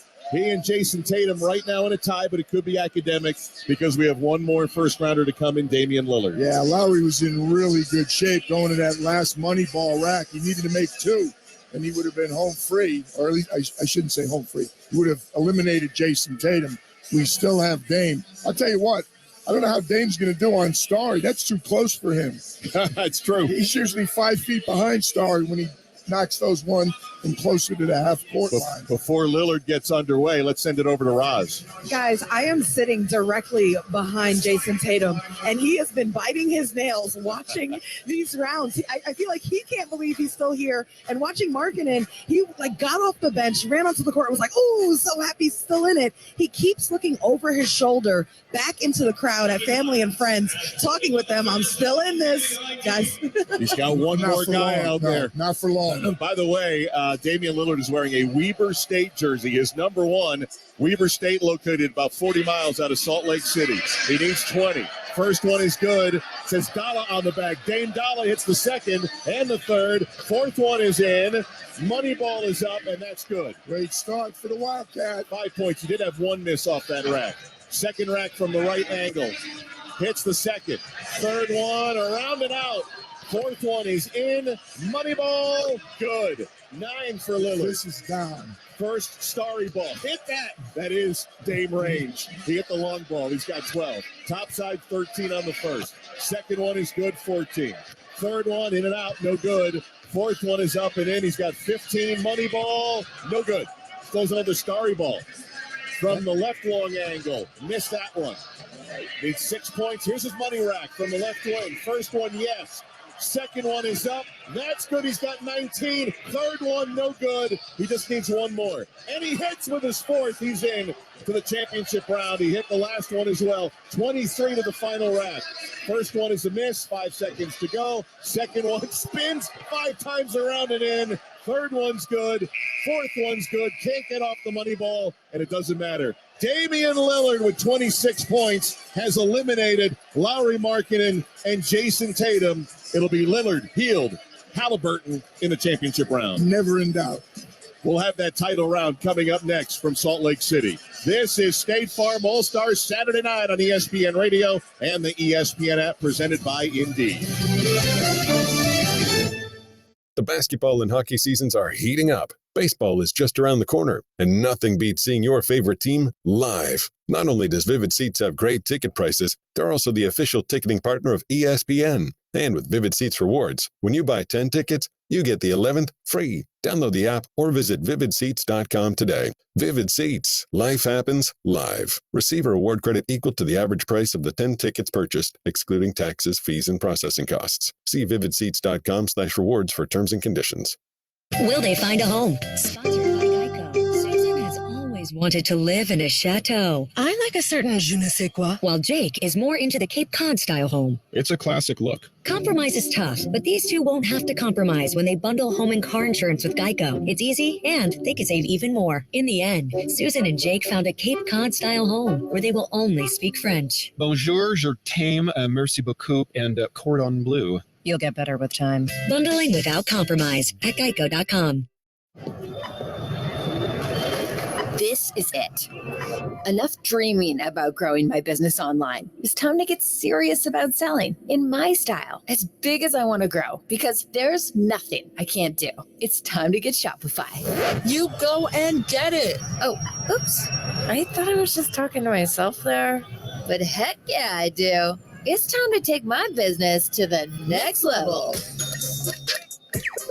Start selling with Shopify to join the commerce platform revolutionizing millions of businesses worldwide. Packed with industry-leading tools ready to ignite your growth, Shopify gives you complete control over your business and your brand. From templates that make site design simple to customizations that let you grow at your pace. This is possibility powered by Shopify. Sign up for a free trial at shopify.com/play. That's shopify.com/play. Go to shopify.com/play to take your business to the next level today. It's been an incredible football season, and Adam Schefter has been there each week giving you all the news, inside scoops on the happenings throughout the league. But with the season now over, the Adam Schefter podcast and Granger are bringing you a one-of-a-kind episode highlighting the greatest moments this year had to offer. From amazing last-second finishes to championship performances, Adam will cover it all. So be sure to listen to the Adam Schefter podcast, presented by Granger, wherever you get your podcasts. Granger, for the ones who get it done. For the ones finding new ways to ensure the job always gets done. For the ones wearing many hats. For the ones who are hands-on, even from far away. and the ones keeping business moving forward. We are Grainger, offering professional-grade industrial supplies, plus real-time product availability and access to experts ready to answer your toughest questions. Call, clickgrainger.com, or just stop by. Grainger, for the ones who get it done.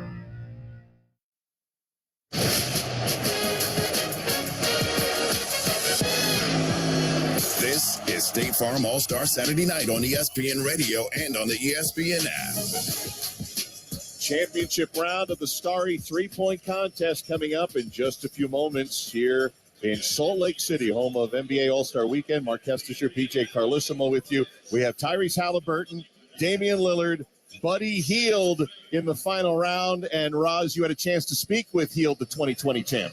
Yeah, he won in 2020. So I asked him before the shooting contest, hey, what does it take to win?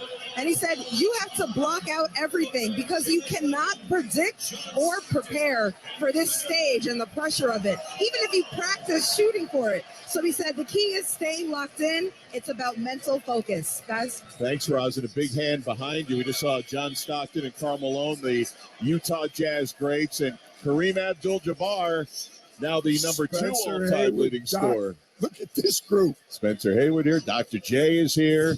It is basketball royalty in Salt Lake City this weekend. And the guy sitting to our right, Reggie Miller, who's on the TNT broadcast, Buddy Hield did something not many people thought might happen. Of course, it's a different day and age in three-point shooting, but Buddy Hield broke Reggie's single-season franchise record for threes with Indiana, and he's got 22 games to go, sitting at 233 pointers. And he is going to be the first contestant to go because they go from lowest score to highest. Hield had 23. Lillard had 26.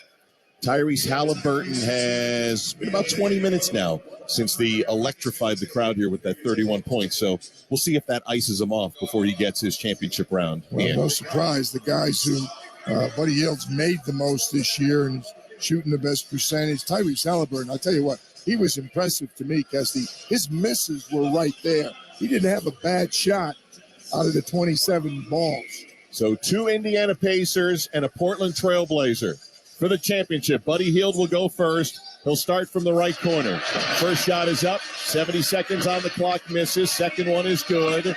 Third one is in. Fourth one is good. Hield's money ball is good. He's got 5. His money rack, by the way, is set up on his last station. Here's the left angle. First one to miss. Second one for Hield is in. Third one around and out. Fourth one on its way. It's good. And the money ball hits as well. He's got 9. They reset the scores for the championship round. Buddy Hield missing from starry range. That would have been a 3. Missed it. From the top side rack. First is in. Second misses. Third one's good. Fourth one from Hield on its way. In and out. Big shot right here. Money ball hits. He's got 13. Second starry ball from deep. Wow. Missed it. 2 racks to go. Left angle. First one off the rim. No good. Second one missed. Third one from Buddy Hield is good. Fourth one up. That's in. Money ball. Good with 15 seconds. Plenty of time for this last rack. Got 17 points. First money ball is in. Second money ball goes down. Third one from Hield is good. Hield's fourth money ball at that rack's good. Can he run the table? Fifth money ball, no, in and out. But an impressive 25 points to open the championship round. Really strong shooting, and I'll tell you, the quick release helps. He probably had the most time left going to that last rack, and he made 4 out of 5 in the money rack. But his release is very quick. Buddy Hield setting the early pace of the final 3 competitors. Hield looking to become a 2-time champ in this event. Damian Lillard in his 4th appearance. Can he get his first one? You had mentioned those 2 starry balls from deep. That is Lillard range. In fact, nobody's got more three-pointers between 30 and 34 feet this year than Mr. Lillard, who's got 27 of them. All right, 25 points. That's the score to beat. Lillard had 26 in his first round. He's the new crowd favorite with Lowry out. First one from Dame is a miss. Second one is in and out. He's starting from the right corner, hits the third. Fourth one is up and in. Money ball is good. Good rack. 4 points as it goes to the left angle. First one off target to the right, no good. Second one on its way, that's true. Third one rattles out, no. Fourth one is good. Money ball, good. He hit his first 2 money balls. He's got 8. Starry range, he hits another one from 11. 11 points. Topside rack, first one in. Second one, no good. Third one from Lillard is good. Fourth one makes that one. Money ball rattles out, no good. Second starry ball. Nailed them both. He's got 17 points. Money rack now, left angle. Misses the first and the second. Third one is in. 17 seconds. Fourth one's good. Fifth money ball. Missed that. Big. 21 points. He's got to get at least 4. Misses on the first. Second one is in. Got a chance. Third, yes. Fourth one with 4 seconds is in. He's got 24 to go ahead. Lillard bags the money ball, and he's got the lead. He needed 26, and he got it. Dame Lillard has the lead. You know, it's too bad he couldn't have made the money rack the starry ones because he'd have knocked down 5 starry balls. Yeah, you're going to give them a good idea. I'd like to put my starry rack out there. Exactly. All right, 26 points is the score to beat. Damian Lillard from Oakland, plays in the state of Oregon, went to college in Ogden, Utah. Why he wears that 0. About a half hour away, and right now he is the man to catch for Tyrese Halliburton. Can he deliver lightning again? I tell you what, 31, I mean, he bested that by 6 in the first round, but there wasn't the pressure on right now. He knows 26 or more, we've got our new, and it's going to be new no matter what. None of these players have ever won this competition. Dave told us this morning he wanted to win the 3-point contest. Tyrese Halliburton, 22 years of age, youngest in the field. He sets up the money rack at the final rack in the right corner. 70 seconds, needs 26. Left corner first is not good. Second one is in. Third one pops out. Fourth one, no good. Money ball, no good. Not a good rack. Only a point. Dame had a slow start, too. Left angle, first one's in. Second one bounces off. Third one, no. Fourth one is up, no good. Halliburton with the money ball, missed that. He's got to get cooking now. Only 2 points to his first starry ball. It's worth 3. He missed it. Topside rack, first one, no good. Second one is up. It's in. Third one, yep. Fourth one on its way from Halliburton, no good. And the money ball squeezes it out, can't get it. 30 seconds to go, only 5 points. His starry ball, no good. Doesn't have enough balls out there. First one is in from the right angle. Second one is good. Third one is in. Fourth one is up and good. It's this. Money ball around and in. He's got 11, but there's not enough points on that last 10. rack. Yeah, only 10 in the last rack. Misses on the first, makes on the second. Third one bounces out, no good. Fourth one is good. Halliburton's fifth one is good. He had a great first round, but not enough. Damian Lillard, the 7-time All-Star, wins his first starry 3-point contest. I'll tell you what, he made no bones about it this morning. He'd been in this competition before, and he said he wanted to win it. Said it was really important also to wear that Weber State uniform. He feels so strongly about how much that school has meant in his development. Points to his wrist. It was Dame time, and he will speak with Roz coming up next. You're listening to State Farm All-Star Saturday night on ESPN Radio and the ESPN app, presented by Indeed. Canty and Carlin. I don't know Stash's wife. I know Stash. I'm not going to cast any aspersions on her, but I certainly would think, at the very least, what I'm doing, if I'm Stash, as the producer of this show, is we find out the other day that we're going to have a chance to have Patrick Mahomes on at 6:20 Eastern. Even if I'm scheduled to have that day off, Canty, I am at least rolling in the door at 6 o'clock, strong-arming Eric Hanneman out of the way. I'll answer the phone, son. This is the MVP. I'll be talking to him. At that point, I chose work over her, though. How long you been married, Stash? 25 years in May. All right, well, let's call it the truth, okay? I've married 16 years. You know what my Valentine's Day was? Rutgers basketball. That's what Valentine's Day was, okay?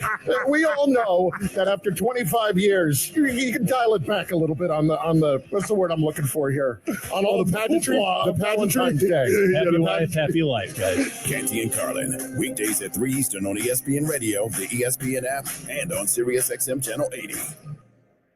Headlines and hot takes, they have their place. But at our podcast, ESPN Daily, we don't just skim the surface of sports. Dude, I mean, this clearly transcends blood feuds, rivalries, sports. This is something far, far deeper than that. I'm your host, Pablo Torre, and every day we try to dive into the stories behind the athletes. The picture of him in the dugout afterwards just looked like a guy who'd had his heart ripped out. Listen to ESPN Daily wherever you get your podcasts. Keyshawn Johnson, Jay Williams, and Max Kellerman. Frank in Florida has some. Hey, Frank, what's up? How you doing? This is the best show bar none on the radio. Thank you so much for everything you do. He is the best. Jay, Will, and Max, I'm telling you, y'all got the best show. Thank you so much. I travel every week, and I listen to you. I watch you in the hotels. The best show bar none. Key, Jay, and Max. Mornings on ESPN Radio and on the ESPN app. It's Larry Shelby previously on the Paul Feinbaum Show. Legend is next. Yeah, I told you last week that an official was going to win the MVP of the Super Bowl. It's the reason I didn't bet a damn penny on it. Let's get it together, baby. Woo! The Paul Feinbaum Show. Weekdays at 3 Eastern on the ESPN app and on the SEC Network.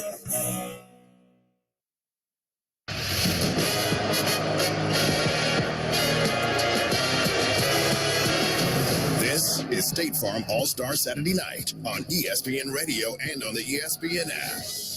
The three-point shootout is something I've always wanted to win, and I'm excited to do it. Like, I think fans want to see the top guys compete in these things, and have fun. It's not that serious. You know what I'm saying? They want to see us compete and have fun doing it. So that's what I'm gonna do. I'm gonna get out there and shoot to win.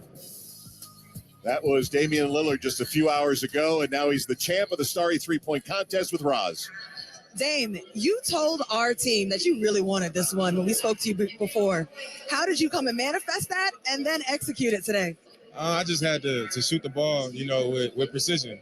Sometimes as shooters you can be lazy and just kind of casually shoot the ball, but I knew tonight I'd give myself a really good chance if I shot the ball and I was sharp, and I thought I was pretty sharp shooting the ball. It really helped that I was able to see everybody else shoot first and then just know I had a target number. And then once it got to the last round, it was like, who can be the most consistent? Who can back up the first round performance? And I saw a number I had to track down. I knew I had to make them all coming down the stretch, and I did. Hey, down the stretch, it was the last spot. It was the last shot. Did you understand the drama of it in that moment? And was it Dame time? I was trying to keep count in my head, and I actually lost count a little bit because I thought the last shot was to tie him, but it was actually to jump Buddy Hield. So even though I didn't have it all the way right, I knew I needed that last one to go in, and I knew how important those shots were. So I shot them like I knew. All right, so now you're a three-point contest winner. You're sixth all-time in NBA history in threes made. How do you want to be respected and discussed as a shooter in this league? I mean, I feel like I get put in a position where I got to talk about respect too much. Right. And I think the body of work speaks for itself, I never said I was Michael Jordan. I never said I was Steph Curry shooting the ball. I just said I'm one of the best at it. After Steph, I put myself up against anybody. And that's just it. I'm not looking for no respect, but the best shooters are able to win stuff like this, and I wanted to be able to do it at least one time, and now I have. That's so awesome. Congrats, Dame. We're happy for you. Thank you. Appreciate it. Thank you, Roz. And Damian Lillard, who won the Skills Challenge in 2013. So now he's got two of these events under his belt, PJ. Yeah, I think he shared another one, too, unless I'm mistaken. I think he's a two-timer. I may be wrong. I thought he split with somebody else. But you know what I love, Kesty? He told us this morning the fans want to see the top players compete. And that's what it's so hats off to him, all the guys in this competition, but especially for me, Jason Tatum, Damian Lillard. You're talking all NBA players stepping up and showing the people what they're capable of doing. And you could tell in our conversation with him earlier today, Utah means a lot to him. Weber State meant a ton to him. It set him on his path. As he said, nobody knew who Damian Lillard was when I got to Ogden, Utah. They found out a little bit later on. This was very important to him, especially to do it here. I just love the fact that he backed it up. I mean, he really cares. His interview this morning was great. He had 10 good answers in our 7 or 8 minute questions. That's a great win for Damian Lillard. Damian Lillard, the starry three-point champ, and it's down to the AT&T Slam Dunk. We will have a first-time champ coming up in just a bit. We are brought to you by Grainger with supplies and solutions for every industry. Grainger is always there to help.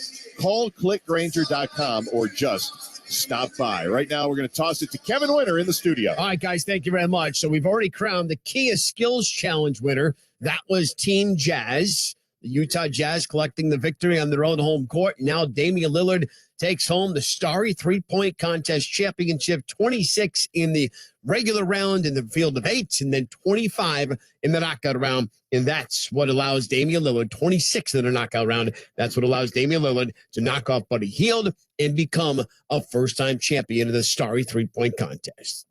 The Disney Bundle. With Disney Bundle, you can stream Disney Plus, Hulu, and ESPN Plus. Terms apply. See DisneyBundle.com for details. Kevin Winter with you. Coming up next here on State Farm All-Star Saturday night, we get you set for the marquee event here on this evening. It is the AT&T Slam Dunk. We'll look back at some of the most memorable dunks you've heard on ESPN Radio, and we'll meet this year's Field of Four. That's next. This is State Farm All-Star Saturday night on ESPN Radio, the ESPN app.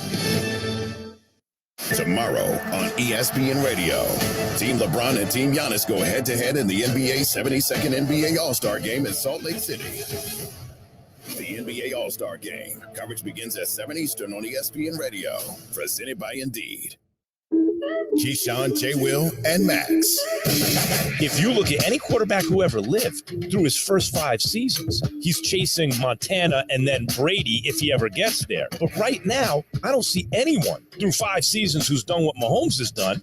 And in fact, even if you take it for its career, if you combine the level of play with the team's success, I don't really have anyone ahead of him other than Brady and Montana. GJ and Max. Mornings on ESPN Radio and on the ESPN app.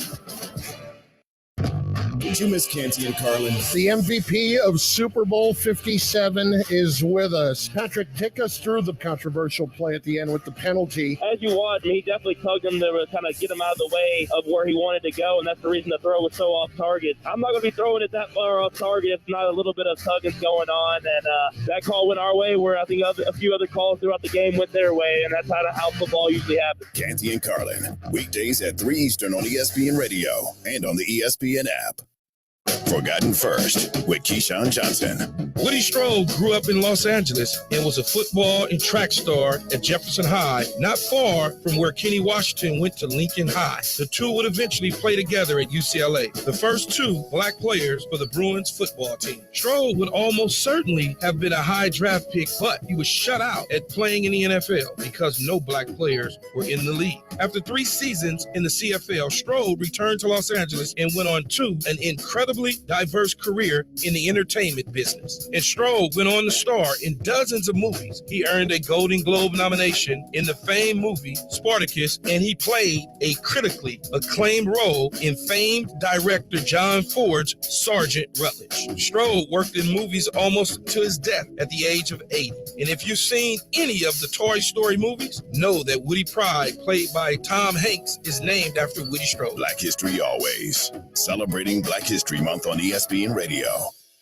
This is Greeny with Mike Greenberg. 113 million people watched the Super Bowl. There's just no way that 2/3 of Americans didn't watch it, Hembo. How many people do we have in this country? 330 million. If there were more people that watched this, the NFL would want to let us know. Right. So you're saying that we can't possibly compute this. Correct. Right. How many people do you think watched the Super Bowl? 250 million. There's no way. You're telling me that you think 2/3 of the people in America didn't watch any of the Super Bowl? I know plenty of people that didn't watch the Super Bowl. Name one. My Uncle Teddy. What the hell is the matter with your Uncle Teddy? He just doesn't like sports. So you're telling me if we just rounded people up and said, raise your hand if you watch the Super Bowl, only 1/3 of them would? That's exactly right. I think that's ridiculous. I think there's no way in the world it's true. My mother-in-law watches the Super Bowl. She once asked Eli Manning if he was a football fan. Greeny with Mike Greenberg. Weekday mornings at 10 Eastern on ESPN Radio.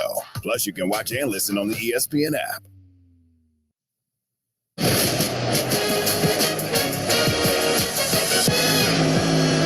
This is State Farm All-Star Saturday Night on ESPN Radio and on the ESPN app. Here's his money rack from the left wing. First one, yes. Second one is up.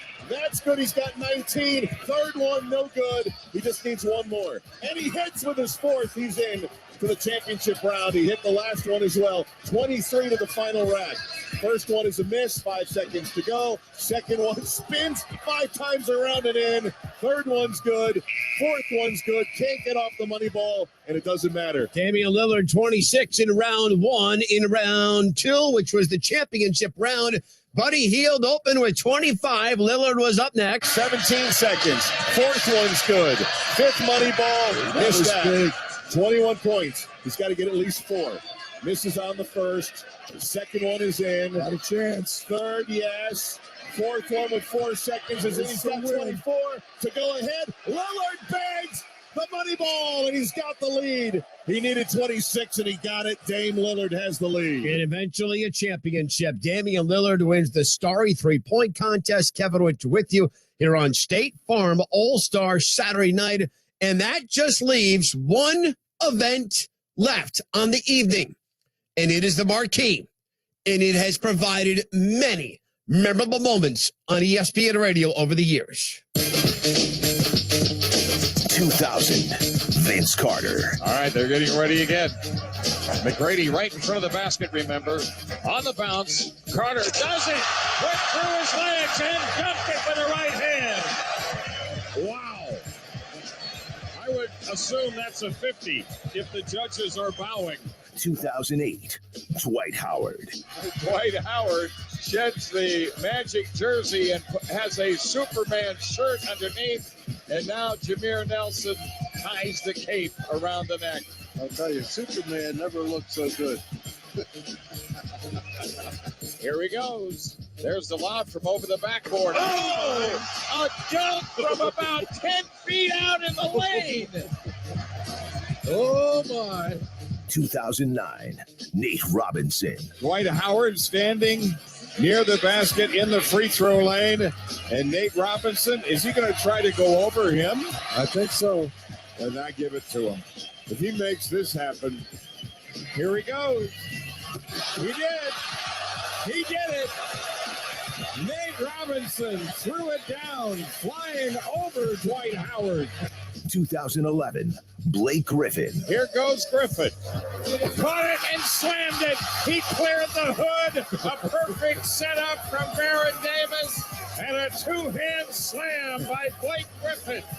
And the chorus sings on. And I believe he can fly. 2015, Zach LaVine. Zach LaVine on the near side will throw it ahead, get the lob on the ground, goes behind the back and goes in. A whiplash right-hand jam. Zach LaVine has done it again on his first attempt. Wow. This kid was born for this competition. What a move that was. He went around the world with a left to the right hand and then snapped it in there. So good to hear the voices of the late, great Jim Durham, Dr. Jack Ramsey, of course, Kevin Calabro, and John Barry here on ESPN Radio in Dunk Contest Pass. State Farm All-Star Saturday Night brought to you by Progressive Insurance. Drivers who switch and save with Progressive save nearly $700 on average. So, time now to meet this year's field for this year's dunk contest. AT&T Slam Dunk. Kenyon Martin Jr., Houston Rockets. Like father, like son. 16 years before the high-flying 6'6" wing was drafted in 2020, his father, Kenyon Martin Sr., was an NBA All-Star. Mac McClung, Philadelphia 76ers. The 6'2" guard signed a two-way contract with Philly on Tuesday. But tonight, McClung becomes just the 5th player not selected in the NBA draft to compete in the AT&T Slam Dunk since 2000. Trey Murphy III, New Orleans Pelicans. The 22-year-old was a first-round pick in 2021. Athletically gifted at 6'8" with a 7-foot wingspan, Murphy is also shooting a cool 40% from 3. Jericho Sims, New York Knicks, standing at 6'10". The 24-year-old Sims is the tallest player dunking tonight. The second-year big man is trying to make it back-to-back for the Big Apple. His Knicks teammate Obi Toppin won last year's AT&T Slam Dunk. All right, so there we go. Those are your contestants for this year's AT&T Slam Dunk with the call back to Vivint Arena in Salt Lake City, Utah with Roscoe DeWitt and PJ Carlissimo. Here's Mark Guest this year. Kevin, thank you very much. The four dunkers are loosening up out on the court underneath the basket to our right. The judges are making their way to their judges' table. We've got Dominique Wilkins, two-time dunk champ. Harold Miner, two-time dunk champ. Baby Jordan. Carl Malone, who's number 32 Jazz uniform, hangs from the rafters here. Lisa Leslie, who's a two-time WNBA champ, who also had the first dunk in WNBA history. And your guy, Jamal Crawford, the three-time sixth man of the year. I will say this, PJ, three guys the average fan may not be familiar with, the four guys rather, but we were just watching them. The athleticism that these guys just showed in warm-ups is off the Forget about charts. it. They're just going in there loosening. You said loosening up. Up is the correct term. They're all getting off the ground. And it's interesting because Mac McClung usually say the short guy has a really good chance. It's unusual. Jericho Sims is 6'10", from Texas and the New York Knicks. He's got his shoulders above the bottom of the board. He's almost touching the rim. I think this is going to be a great competition. Jericho Sims, when he was at the draft combine 3 years ago, had the third highest vertical ever recorded at 44.5. You heard that coming in on Jericho Sims. And there are YouTube videos of him jumping and scraping his shoulder on the rim. Well, I believe it just watching him. But I'll tell you what, he didn't leave the other three guys far behind. Trey Murphy, the third. KJ Martin, I'll tell you what, I think it's going to be great. And I love the little tweak in the scoring, too. Yes. We're not going to have ties. It's not just 1 through 10. You're not holding up placards anymore. Exactly. It's between 40 and 50. So I think we'll get an outright winner. 4 dunkers, 2-round competition. There'll be 2 dunks in each round. 5 judges, you said, will score from 40 to 50. Here's Trey Murphy going first. He was out in the left wing, threw the ball up in the air, and then aborted. And now he waves his arms to say, come on and help me. Somebody came out of the crowd, stole it from him, lobs it, and then a 360 grab and throw down by Trey Murphy III. It wasn't just somebody coming out of the crowd. Was that Jose Alvarado? Might have been his team. I see CJ McCollum over there. I'm thinking it's Jose. It is. The Rising Stars MVP in a olive hoodie ran out onto the floor while Trey Murphy was waving to the crowd. And then he threw it off the backboard and a 360 grab and jam for Trey Murphy to get us started. I'm telling you what, that puts pressure on the judges right away. That was a heck of a dunk. I want to see what these scores are.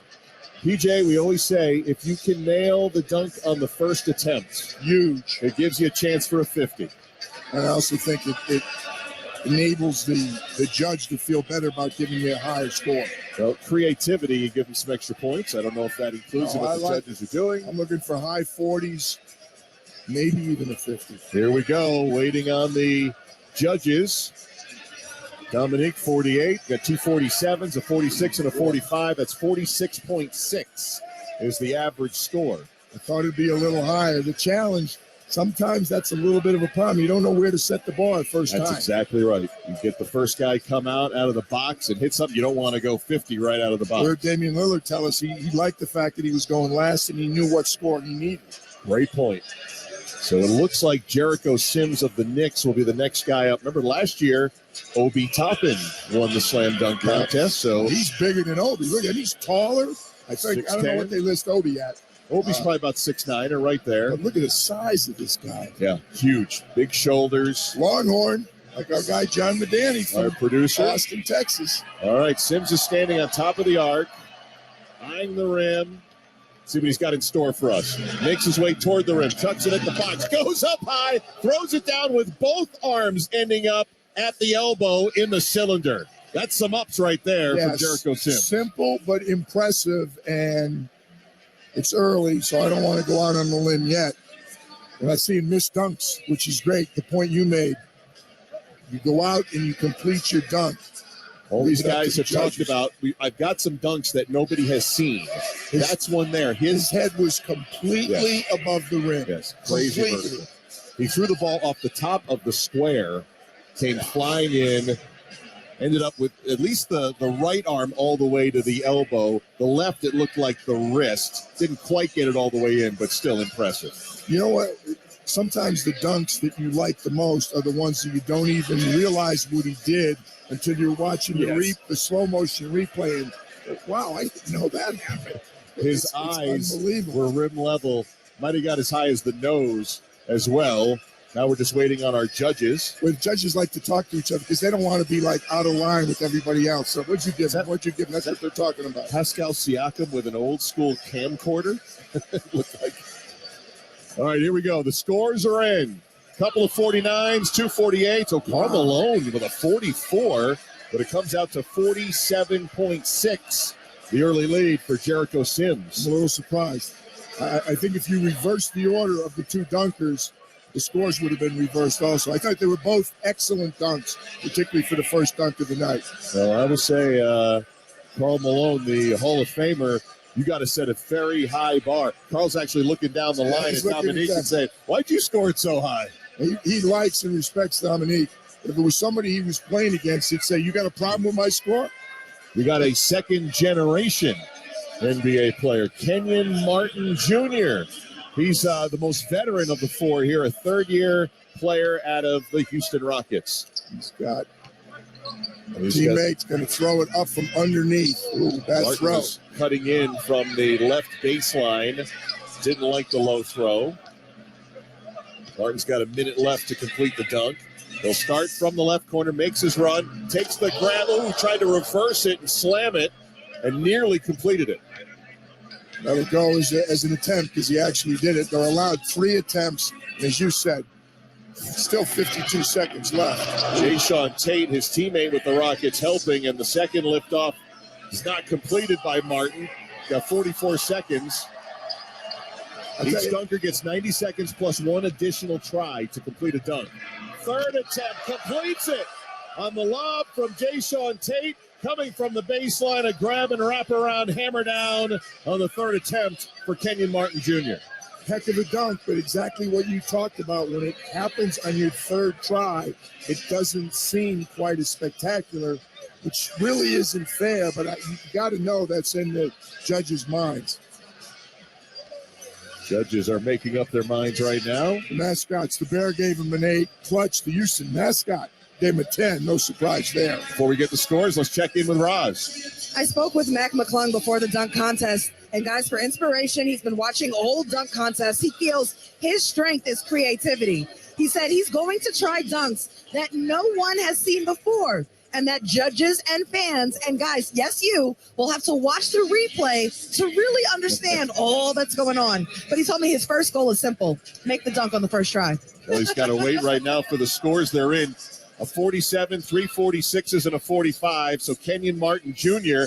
ends up with a 46.0.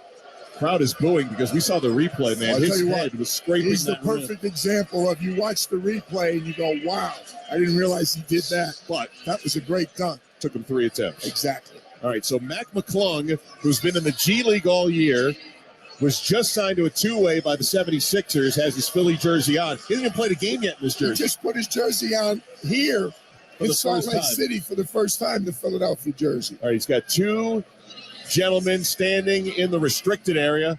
McClung making his run. No, he's going to reset his guys. One's in the restricted area. He's going to bend over. The second one, he's going to. One is on the shoulders. On the shoulders. Going to hold the ball. So the top side on top of the shoulders has the ball on the crook of his neck, maybe 2 feet below the rim. I told Roz he was going to do something that we've never seen. And McClung clearing both. Goes up, grabs and dunks. Wow, what a dunk by Mac McClung. Look at all the players off their seats. There's 25 NBA players exploded out of their courtside seats. They're on the floor. They've all got their cameras taking pictures. Jordan Clarkson has his fist to his mouth as if to say, I don't know what I just saw. And the judges are standing. Dominique's giving him a standing ovation. Dominique Wilkins, Lisa Leslie, and Jamal Crawford are standing up. We're watching the replay. I mean, he has got some kind of lift in his legs. Not only over his head did he go over the 2 guys, he tapped it against the backboard as well and then reversed it home. Unbelievable. That's got to be a 50. There's got to be at least 2 or 3 50s in there. Karl Malone has been the only cranky judge here early, so we'll see if that was good enough. He's got a smile on. You don't see that very much in the mailman. Mac McClung, who's been in 3 prior official dunk contests, has won 2 of the 3. How about 5 50s? A perfect 50 for Mac McClung. in a 76ers jersey. Hasn't even played in yet in a regular season game. Call that a pretty good start. He's got the lead. Another round to go in our first round at the AT&T Slam Dunk. You're listening to State Farm All-Stars Saturday night on ESPN Radio and the ESPN app, presented by Indeed. Forgotten First with Keyshawn Johnson. Marion Motley was the best high school fullback during his days at McKinley High School in his hometown of Canton, Ohio. Motley was recruited to play at South Carolina State, but it wasn't a good fit, and he transferred to the University of Nevada, which was coached by a former McKinley coach who knew about Motley. It was a perfect spot for the running back. Motley returned home to Canton, where he worked in a factory, but he got a call from Paul Brown not long after Bill Willis had signed with the Browns. Motley quickly became the league's best running back, although he and Willis faced challenges in becoming the league's only black players, subjected to taunts and cheap shots by opponents. Motley was a mainstay of the Browns' backfield, a terrific blocker as well as a punishing runner who was instrumental in Cleveland's NFL championship in 1950. Motley was the first black player selected to the Pro Football Hall of Fame in 1968. Black History Always. Celebrating Black History Month on ESPN Radio. It's NBA on ABC time. Dynamic duos. He's unstoppable. How did he do it? How did he do it? And championship contenders. Bang! Never a doubt. This guy is unguardable right now. It's a beautiful time for basketball. It's Saturday prime time. Celtics versus Sixers at 8:30 Eastern. In a Sunday showcase doubleheader at 1 next Saturday and continues Sunday on ABC, home of the NBA Finals. Greeny. I believe if he announced today his return, he'd be a first ballot Hall of Famer. After 5 years, he's played 6 total. He's only actually been on the field for 5 of them. He would be a first ballot Hall of Famer. Weekday mornings at 10 Eastern on ESPN Radio. Coming up Monday, XFL owners Dwayne Johnson and Danny Garcia join us to recap the XFL's opening weekend. Keyshawn, J. Will, and X, 6 a.m. Eastern, right here on ESPN Radio, ESPN2, and ESPNU. Today on ESPN Radio, the spotlight turns to the NBA's best. Here comes Showtime with the hammer. Antetokounmpo rocks the rim. Team LeBron and Team Giannis go head-to-head in the NBA's 72nd NBA All-Star Game in Salt Lake City. James, 3, left side. That's good. LeBron James. The NBA All-Star Game, presented by Indeed. Coverage begins today at 7 Eastern on ESPN Radio. You can also listen on the ESPN app and on your smart speaker.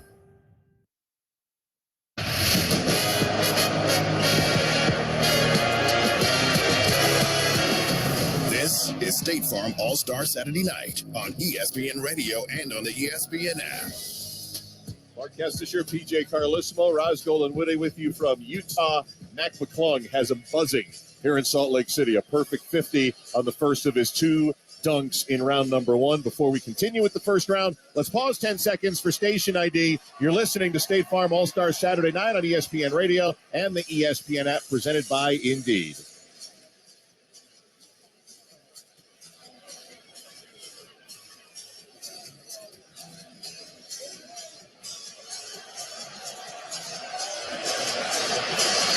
Mac McClung of the Philadelphia 76ers, who signed a 2-way contract on Tuesday. He's 6 feet 2 inches, undrafted, the G League Rookie of the Year, was known for his high school dunking. In fact, he broke Allen Iverson's scoring record in the state of Virginia as a high school player.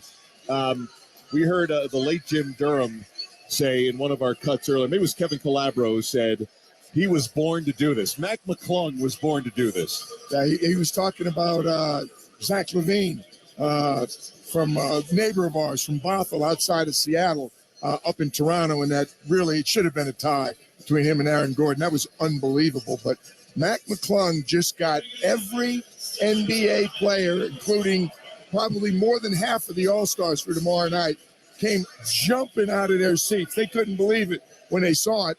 And they got more excited when they saw the replay on the giant board because they didn't realize, A, he tapped it off the glass, B, he turned around. We're watching the slow-mo replay right now. PJ, there are 2 people there, right? You have one guy, another on his shoulders. Mac McClung is 6'2". His head is to the shoulders of the first guy. Exactly. And had to leap over the second. It was bent over a little, had the ball in the crook of his neck. Yep, the ball behind him. Look at the great thing is watching the players' Giannis reactions. with his phone, and they encroached on the floor, and Mac McClung has the lead, 50 points. Jericho Sims in second at 47.6. Trey Murphy of the Pelicans at 46.6, and Kenyon Martin right now trailing at 46. Two dunkers will advance to the final. How about we got the smallest and the tallest first and second? That's Got right. A 6'10" dunker and a 6'2" dunker. Martin with the lowest score will go first, and here comes Papa Kenyon Martin, senior. The original Kmart. First overall pick. You know, Kenyon Jr. talked about watching J.R. Smith in the dunk contest in 2009 and getting an up-close call because he was teammates with Dad in Denver. Kmart came out and gave him a different ball. It's an all-black ball. The judges were looking at it. I don't know if it's lighter, heavier, or just a regulation ball. I think there's something a little different about it. Kmart's standing underneath the basket. He's going to either throw it off the glass or straight up in the air to his son. He's practicing off the bottom of the glass, a little closer to the square. Kenyon Martin Jr., I think he's ready for the tip of the circle, makes a run at it. Dad throws it off the glass, aborted try, though. Junior didn't like the look of it. Still have a minute to go. Senior throws it off the glass. Grabbed by Kenyon Martin Jr. Tried to wrap it around with a left-hand tomahawk but couldn't finish. It's going to test their relationship if Kmart doesn't make a better pass. Dad throws it off the glass. Grabbed by Kenyon Martin Jr. Pulls it down and reverse jams it. It's a pretty strong dunk. Kenyon Martin Sr. and Jr. together here at All-Star Weekend and delivered on the second attempt. A dunk to remember. He brought that all the way down to his knees and still reversed it. So I go back to those first two dunks again when the judges don't really know where to go or how to grade it. I want to see Jericho Sims and Trey Murphy what they're up to this time. Well, Kenyon Martin Jr. has meant they're going to have to come with their A game. There's like a hollow ball almost if you get a close-up look. At it. Looks like you could see through it. Almost like a wiffle ball. Yeah, exactly. Maybe a little heavier, but not as heavy as a regulation ball. Some of the players are over bouncing it right now, seeing what it feels like. Here's the scores: a 49, 248, a 47, and Karl Malone with another 44, 47.2. So that gives him a total of 93.2. And we'll see if that score has a chance to hold up. But that, Kenyon Martin Jr., the first to go here in round number 2. That'll put Trey Murphy the third on the clock.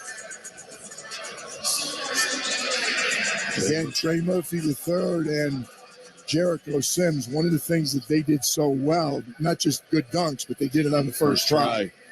Trey Murphy was a late bloomer. You know, he's in his second year now with New Orleans. He went to Rice for a couple of years, did not dunk a basketball in a game until he was a senior in high school. That's unheard of to make this level. And I tell you what, is a strange combination to me, a really good deep shooter. Talking to somebody that's a deep three-point shooter and is really good dunking. Mac McClung, same way. Excellent three-point shooter and yet big hops. Trey Murphy talking to each and every one of the 5 judges right now.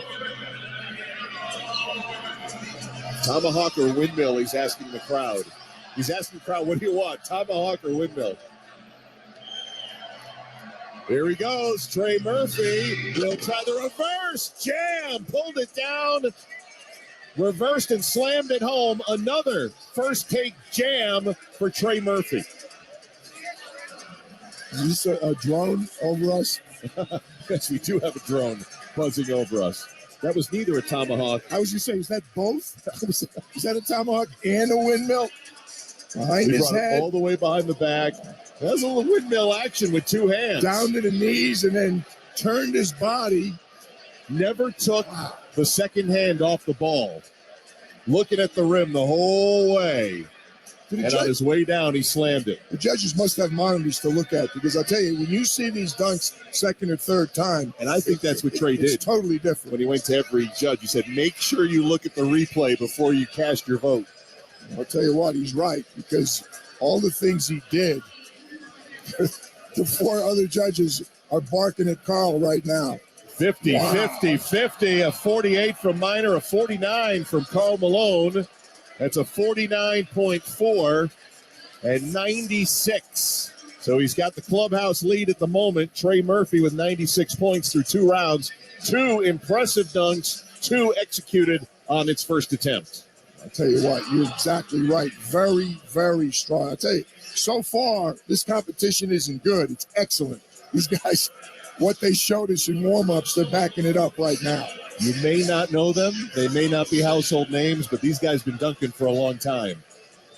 And they're bringing out the goods. Just when you wonder what else can you do, dunk style, these guys have brought some flair. Well, the fact that every single NBA player, most of them all-stars, sitting courtside, are no longer sitting courtside. They're standing.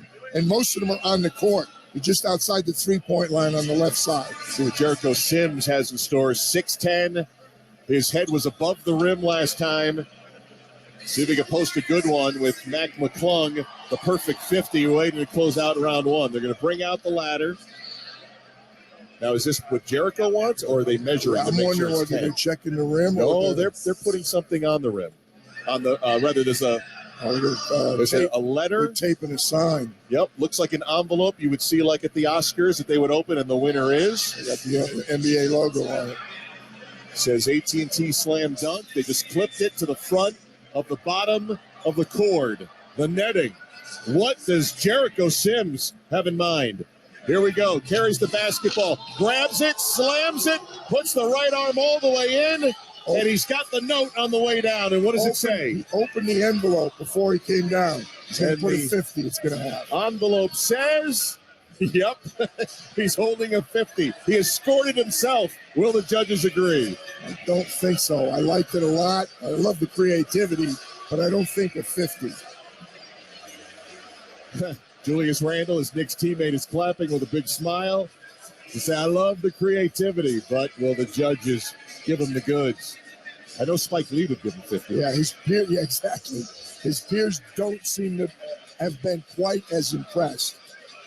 He needed a 45.6 to avoid elimination. I think he'll get that. And on replay, he whiffed on grabbing the envelope first. He slammed the basketball through. The envelope hung on the rim, and with his left hand, he was able to grab it. Remember, he hung on the rim on the first dunk, too. He did. Put his head up there. He didn't go elbow this time. He went armpit this time. That rim's not going to be standing up there too much longer. I can't believe he didn't play football in Texas, the size of Jericho Sims. I hope his right armpit is okay. He's holding it right now. Stretching it right now. Here we go. Scores, 249s, 248s. Karl Malone gives a 45. 47.8. That's a total of 95.4. That eliminates Kenyon Martin Jr. Trey Murphy III leading in the clubhouse with 96. Jericho Sims posts 95.4. And that means Mac McClung, who has 50 points. I think if Mac dribbled in and dunked 45-5. I think if he dribbled in and dunked it with one hand. Michael Safier, save your best dunk for the championship. McClung, 6'2". From the right wing, a dribble, a 360, goes up and slams it hard. I mean, he kept elevating on his way up. Every player is taking pictures again of Mac McClung and his dunks. You ask the players right now, there's no question in their mind who's winning this competition. Look at Jamal. Jamal Crawford, one of the 5 judges, grabbed a couple of 50 cards, held it up toward the crowd. Giannis is going yes to Mac McClung. He's right next to him going yes. DeMar DeRozan's got his youngest in his arm saying the same thing. Two-handed, 360, rocket fuel in his calves, and plenty of room to reach and jam it home. I just want to know what he's got saved up for the championship round. Those are 2 pretty appetizers. He needs an average score of 45.5 to advance. I'm going out on the limb and saying he's going to get that. Considering we have not seen a score lower than 46 here in this first round. I'm saying 450s. Mac McClung waiting for his scores. 50, 450s. PJ called it. Lisa Leslie gave him 49. And so 49.8 for McClung. He was 0.2 of a point shy from a perfect 100 in round 1. Lisa Leslie said, yeah, you were just about close to getting the 50. Jericho Sims eliminated. It'll be Mac McClung and Trey Murphy in our championship round at the AT&T Slam Dunk coming up next. This is State Farm All-Stars Saturday night on ESPN Radio and the ESPN app, presented by Indeed. The basketball and hockey seasons are heating up. Baseball is just around the corner, and nothing beats seeing your favorite team live. Not only does Vivid Seats have great ticket prices, they're also the official ticketing partner of ESPN. And with Vivid Seats rewards, when you buy 10 tickets, you get the 11th free. Download the app or visit vividseats.com today. Vivid Seats. Life happens live. Receive a reward credit equal to the average price of the 10 tickets purchased, excluding taxes, fees, and processing costs. See vividseats.com/rewards for terms and conditions. This is it. Enough dreaming about growing my business online. It's time to get serious about selling in my style, as big as I want to grow, because there's nothing I can't do. It's time to get Shopify. You go and get it. Oh, oops. I thought I was just talking to myself there. But heck yeah, I do. It's time to take my business to the next level.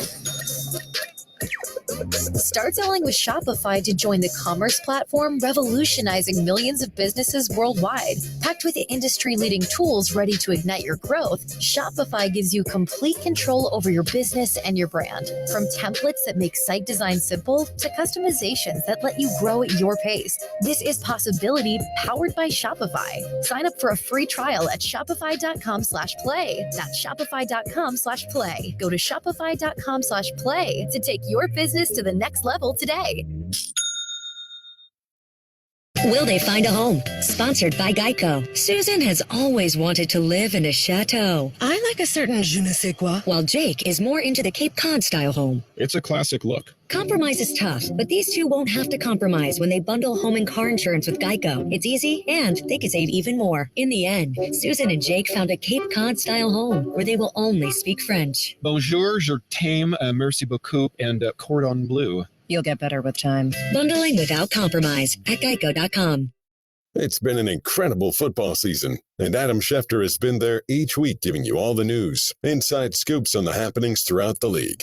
But with the season now over, the Adam Schefter podcast and Granger are bringing you a one-of-a-kind episode highlighting the greatest moments this year had to offer. From amazing last-second finishes to championship performances, Adam will cover it all. So be sure to listen to the Adam Schefter podcast, presented by Granger, wherever you get your podcasts. Granger, for the ones who get it done.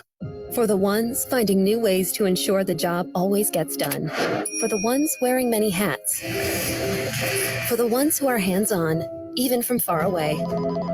And the ones keeping business moving forward. We are Granger, offering professional-grade industrial supplies, plus real-time product availability and access to experts ready to answer your toughest questions. Call, clickgranger.com, or just stop by. Granger, for the ones who get it done.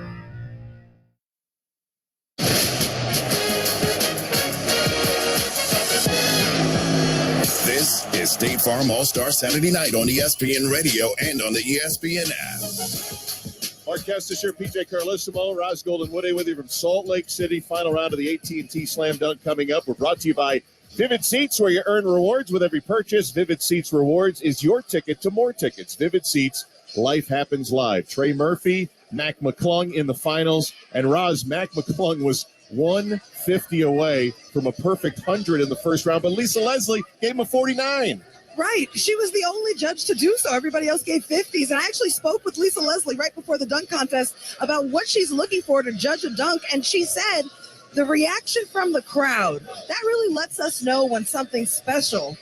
But I'm actually surprised, guys. What do you think? The crowd, the players, everybody's been electric around every single thing that Mac McClung has done. I was surprised she didn't give a 50. They have. She set a very high bar, Roz, but also Mac McClung set the bar himself so incredibly high that maybe she felt it was just a notch below what he did the first time.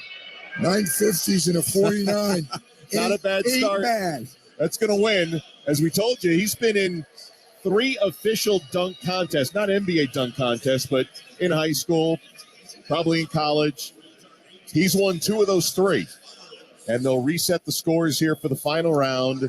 Again, we're down to 2 dunkers, 2 dunks, here in this second round.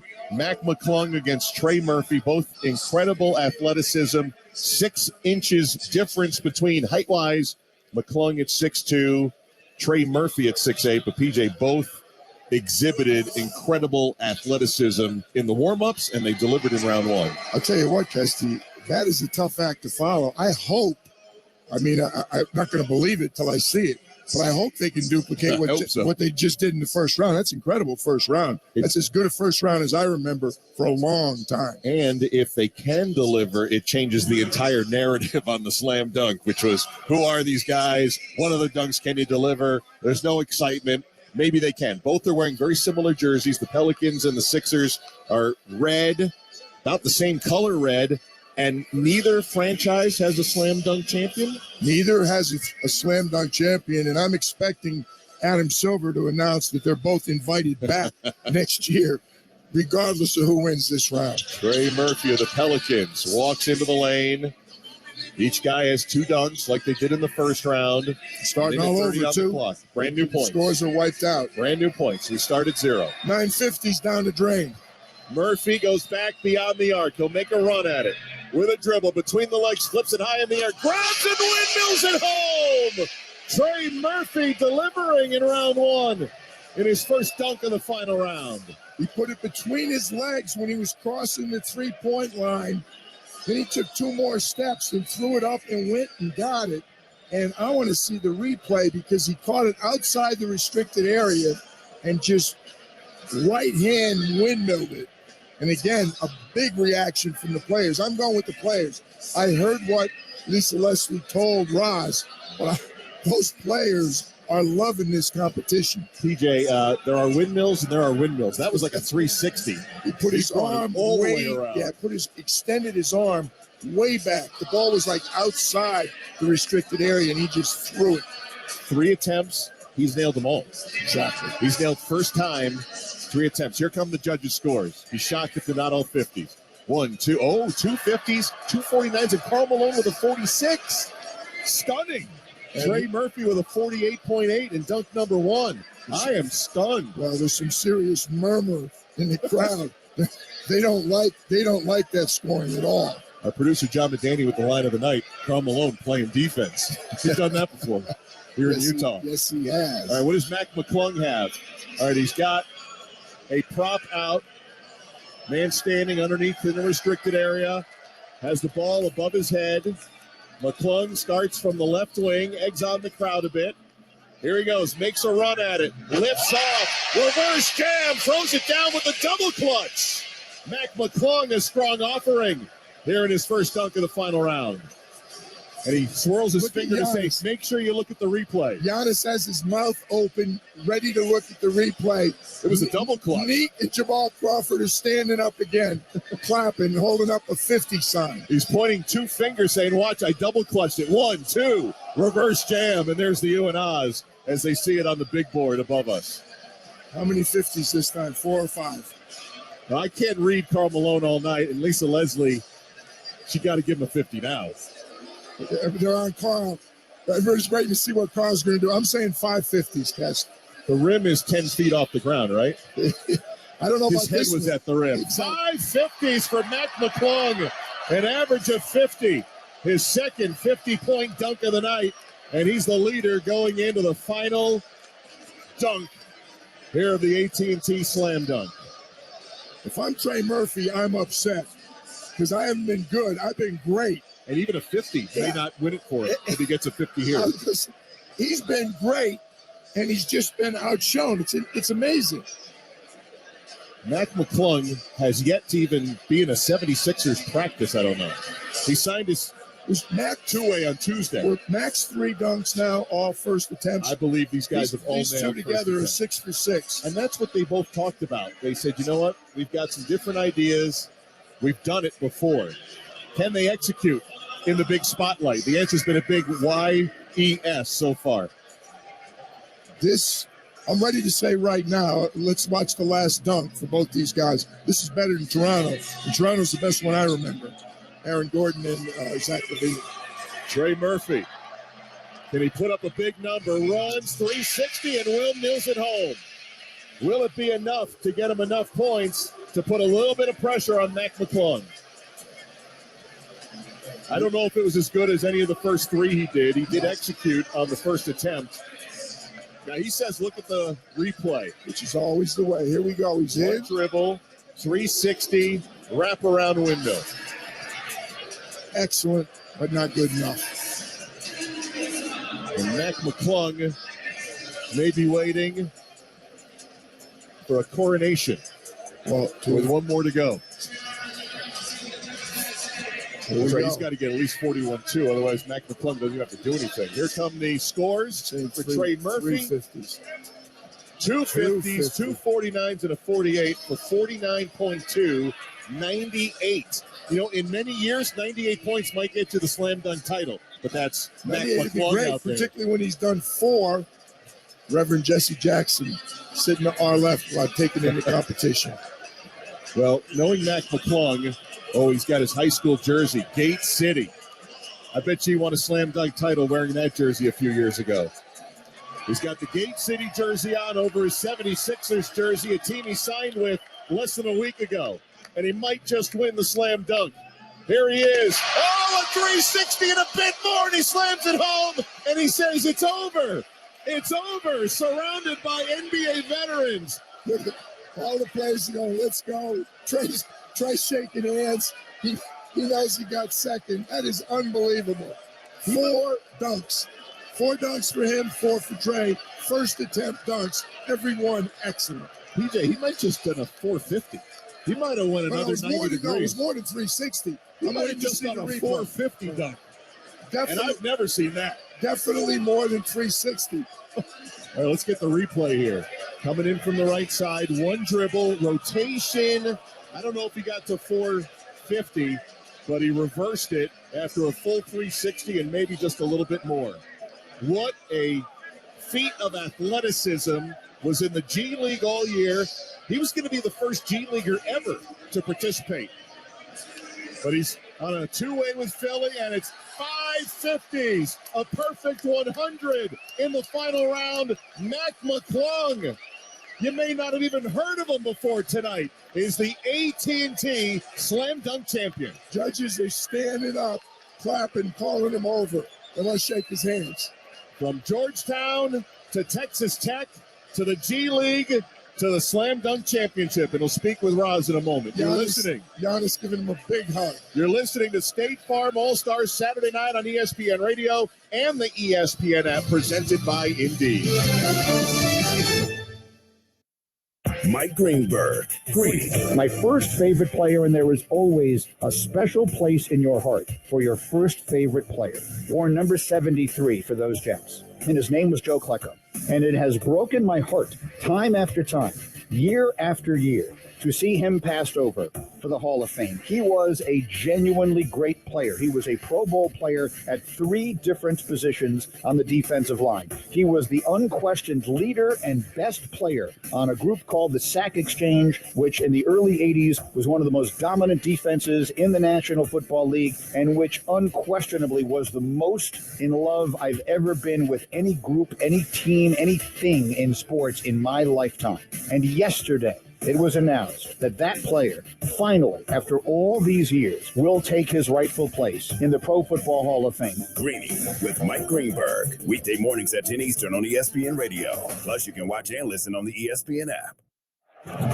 Even icons have to start somewhere. Before they change the game, they change the conference. With every block, dunk, and dime, turning basketball in the South into must-see TV. Southern Hoops, the history of SEC basketball, Part 4, Monday at 9 p.m. Eastern on SEC Network, presented by Pfizer BioNTech. Did you miss Canty and Carlin? The MVP of Super Bowl 57 is with us. Patrick, take us through the controversial play at the end with the penalty. As you watch, he definitely tugged him to kind of get him out of the way of where he wanted to go, and that's the reason the throw was so off target. I'm not going to be throwing it that far off target if not a little bit of tugging going on, and that call went our way, where I think a few other calls throughout the game went their way, and that's how football usually happens. Canty and Carlin, weekdays at 3 Eastern on ESPN Radio and on the ESPN app. Today on ESPN Radio, the spotlight turns to the NBA's best. Here comes Showtime with the hammer. Antetokounmpo rocks the rim. Team LeBron and Team Giannis go head-to-head in the NBA's 72nd NBA All-Star Game in Salt Lake City. James, 3, left side. That's good. LeBron James. The NBA All-Star Game, presented by Indeed. Coverage begins today at 7 Eastern on ESPN Radio. You can also listen on the ESPN app and on your smart speaker.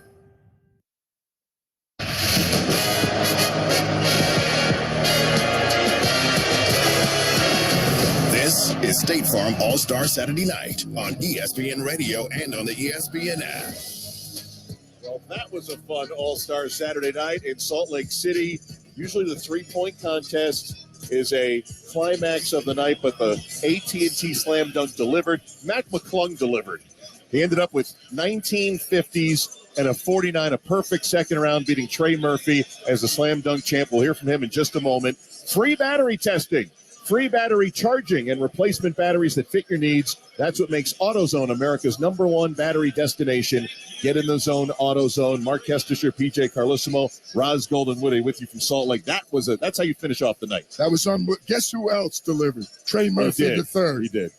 4 guys that completed their dunks on all 4 of their attempts here tonight. Creativity, athleticism. Clearly they had done these before. I don't want to take anything away from some of our past winners, but Trey Murphy would have won some earlier competitions with the way he performed this evening. Mac McClung is 6 feet 2 inches tall. Clearly he's got a vertical of about 6 feet 2 inches. He has played 2 NBA games in his career. This is the journey for Mac McClung, and he stuck it out in the G League. He played 1 game for the Bulls his rookie year. He played 1 game for the Lakers. He's been in the G League. He was Rookie of the Year of the G League last year, and he's the slam dunk champ with Roz Golden-Woody. Mac, for your final dunk, you changed your jersey. Tell me the story around coming up with that idea. Yeah, that's just from my hometown, Gate City, Virginia. So I just want to represent them. I am who I am because of Gate City, so it meant a lot. What did this feel like, man? You just signed a deal with the 76ers. You were in the G League. You're pursuing your dream, and here you are at All-Star Weekend, winning the dunk contest. Yeah, no, I'm hungry. Stay the course. You know, I don't let it be a roller coaster, too high, too low. I want to make an impact in the league, and that's what I'm here for, and I'm going to keep working my way to that. You and I talked before the dunk contest, and we were sharing strategy, and you said, look, my first goal, make them all on the first attempt, and you did that. How and why was that so important? I think that's important for the fans, but, that's God. I missed them. I miss having those dunks in practice like most of the time, so to get them to go down was great. You had 1 dunk, the first one, where you jumped over 2 people, and then you touched the ball against the backboard. That was my favorite. But which was the most complicated or toughest one to do? I would say the toughest one is the last one, just because of the amount of spins. But thanks to Chuck with Team Flight Brothers, he helped me out with all this, and a lot of credit to him. Lastly, what do you and what does this win represent for the G League? Coming in here, representing and getting a win at NBA All-Star. Yeah, that means a lot. I think just the opportunity I'm so grateful for. I feel like a lot of people in the G League deserve this opportunity, so I'm grateful as me, and hopefully I put on a show for the G League. Very happy for you. Congratulations. Enjoy it. Appreciate it. Hey, one sec. This is for my boy Cam, my little brother. Oh, okay. Hey, guys, sending it back to you. All right, Roz, he deserves that. They could send that to Cam, his little brother, the Slam Dunk Championship. Mac McClung has stuck it out. His dream is to be an NBA player. He's got unbelievable athleticism. PJ, there are 20 opportunities to be judged in the 2 rounds and the 4 dunks. Lisa Leslie gave him the 149. Otherwise, he would have had a perfect 50 night. He wins the slam dunk title. It's hard to imagine doing any better than he did. And I'm going to say, I'm from Scranton, Pennsylvania, but that city where supposedly they like to boo even Santa Claus, he's not going to get booed his first time in Philadelphia. He's going to get welcomed with open arms. Mac McClung, who signed a two-way contract on Tuesday, just a couple days before the All-Star break. So Mac McClung lights it up at the AT&T Slam Dunk. For the second year in a row, the hometown team wins the Kia Skills Challenge, Team Jazz, with Jordan Clarkson, Colin Sexton, Walker Kessler, and another highlight of the night, Damian Lillard, 7-time All-Star, fourth attempt, wins the three-point contest. And he's got to make his last two shots to do it, and he does it in the corner. A great night. I mean, hard to imagine a better night, and it moved quickly because of no missed dunks, because the competition was so good. And I'll tell you, it seemed like a long time ago, but it went like that. Team Jazz got the night off to a great start. They did, and we're down to one more night to go. The 72nd All-Star Game tomorrow night. Join us starting at 7 Eastern, 5 o'clock here in the Mountain Time Zone, because for the first time ever, they're going to pick the teams. LeBron James and Giannis Antetokounmpo, the two captains, will pick them about half hour or so before the game. We'll hear from Adam Silver tomorrow, the commissioner. We got a lot in store for you tomorrow night. We got some teammates that are hoping they both get picked on the same team. I mean, there's some interesting dynamics going to go into this picking, and they're going to pick the subs first, and then after a little pause, then they're going to pick the 10 starters. Well, it's going to be a great night to come in Salt Lake City. There's a number of parties going on across the city, and everyone will reconvene for the 72nd NBA All-Star Game tomorrow here from Vivint Arena in Salt Lake City. That'll do it for our All-Star Saturday night coverage. Now for PJ Carlissimo, Roz Gold on Woody, our producer, John Medani, Pete Saccone, the boss, on the road with us this weekend as well, and our engineers, Al Rosenberg and Dave Sniff. I'm Mark Kestisher. That'll do it from Utah as we send it to Kevin Winter in the studio with our postgame show. Jesse, PJ, Roz, great job. And what a performance by Mac McClung. The NBA on ESPN Radio has been presented by Indeed. Looking for quality candidates this new year? Look no further than Indeed. Their new video interview tool takes the hassle out of virtual hiring. Visit Indeed.com/credit. And McClung clearing both. Goes up, grabs and dunks. Wow, what a dunk by Mac McClung. Look at all the players off their seats. There's 25 NBA players exploded out of their courtside seats. They're on the floor. They've all got their cameras taking pictures. That is Mac McClung's first dunk. 50. McClung, 6'2", from the right wing. A dribble, a 360, goes up and slams it hard. I mean, he kept elevating on his way up. Every player is taking pictures again of Mac McClung and his dunks. Mac McClung's second dunk. Really close to a 50, but it wasn't. Here he goes, makes a run at it, lifts off, reverse jam, throws it down with a double clutch. Mac McClung, a strong offering here in his first dunk of the final round. Double clutch between the legs, reverse, 50. Mac McClung's final dunk. He's got the Gate City jersey on over his 76ers jersey, a team he signed with less than a week ago. And he might just win the slam dunk. Here he is. Oh, a 360 and a bit more, and he slams it home, and he says it's over. It's over, surrounded by NBA veterans. All the players go, let's go. Trey's shaking hands. He knows he got second. That is unbelievable. 3 50s. As Roz mentioned with Mac, 4 for 4 on dunks for the night. And by the way, Trey Murphy, he was 4 for 4 as well. AutoZone is free battery testing, free battery charging, and replacement batteries that fit your needs. That's what makes AutoZone America's #1 battery destination. Get in the zone, AutoZone. So Mac McClung wins the AT&T Slam Dunk. Damian Lillard, for the first time ever in 4 tries, he wins the Starry three-point contest, and the hometown Utah Jazz team of 3, they capture the Kia Skills Challenge. That'll do it for us on State Farm All-Star Saturday nights. There's only one more event left to go this weekend at NBA All-Star Weekend. Tomorrow night, beginning at 7 p.m. Eastern Time, we will bring you exclusive live coverage of the 72nd NBA All-Star Game. As you heard, Mark Kestisher mentioned, NBA Commissioner Adam Silver will be among our guests. Plus, you'll hear from Damian Lillard, Buddy Hield. You'll hear from a lot of players who will be participating in the All-Star Game coming up tomorrow. The 72nd All-Star Game coverage on ESPN Radio and the ESPN app begins at 7 p.m. Eastern time tomorrow night. For all of us, that'll do it for us on State Farm All-Star Saturday night. Game night is up next across ESPN Radio, and they'll recap the 6-2 Mac McClung taking home the AT&T Slam Dunk. What a night it has been. One more to go. We thank you for listening to State Farm All-Star Saturday night on ESPN Radio.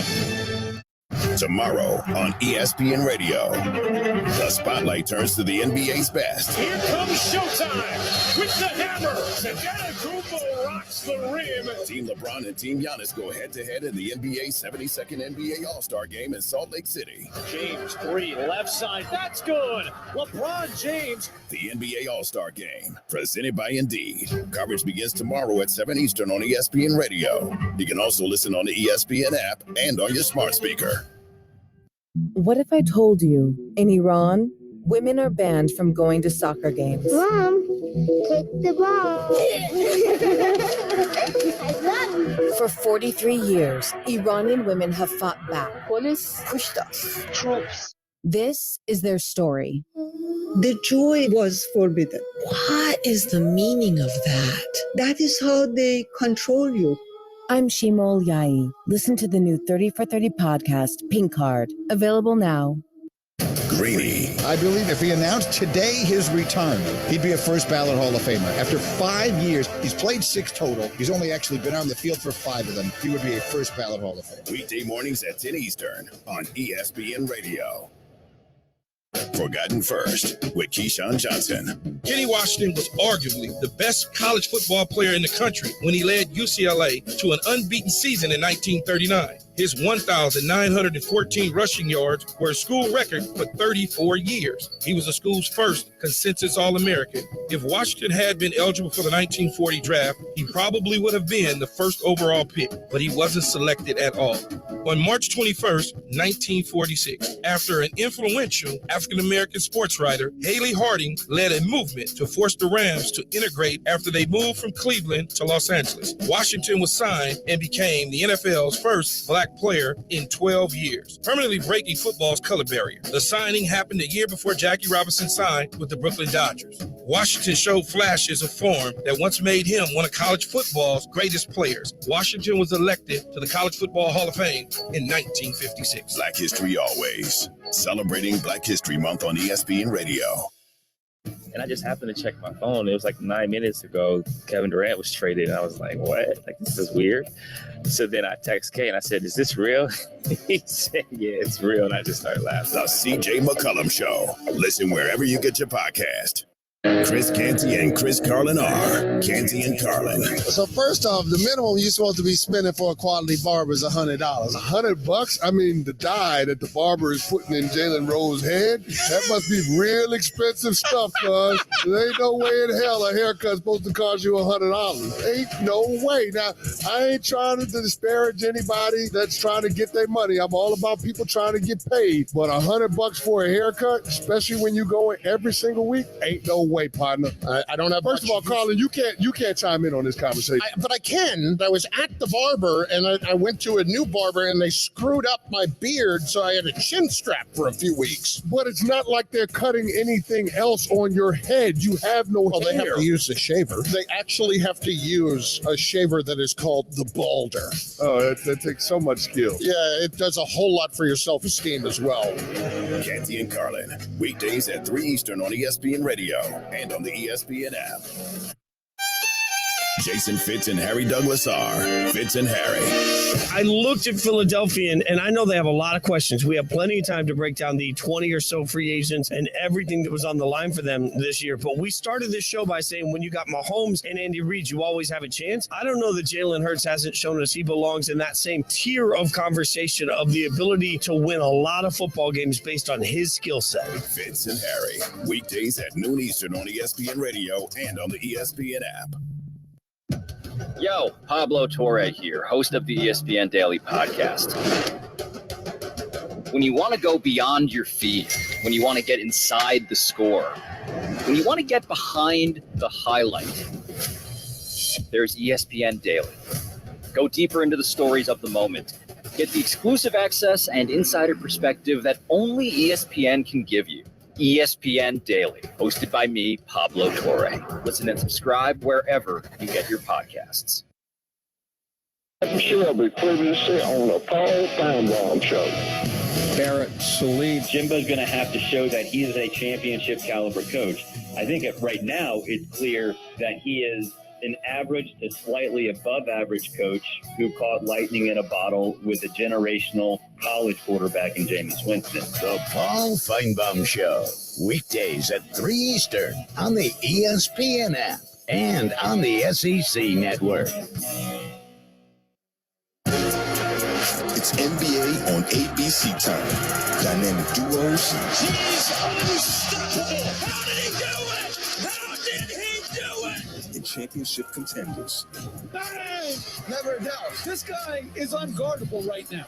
It's a beautiful time for basketball. It's Saturday prime time. Celtics versus Sixers at 8:30 Eastern in a Sunday showcase doubleheader at 1 next Saturday and continues Sunday on ABC, home of the NBA Finals. Keyshawn, J. Will, and Max.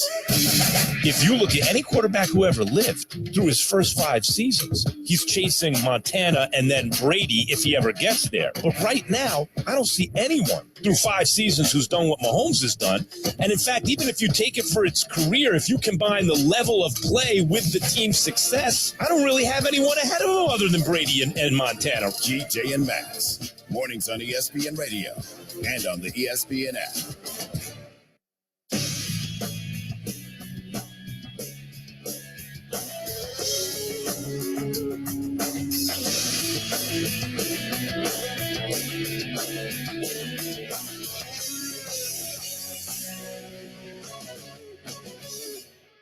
McClung, 6'2", from the right wing, a dribble, a 360, goes up and slams it hard.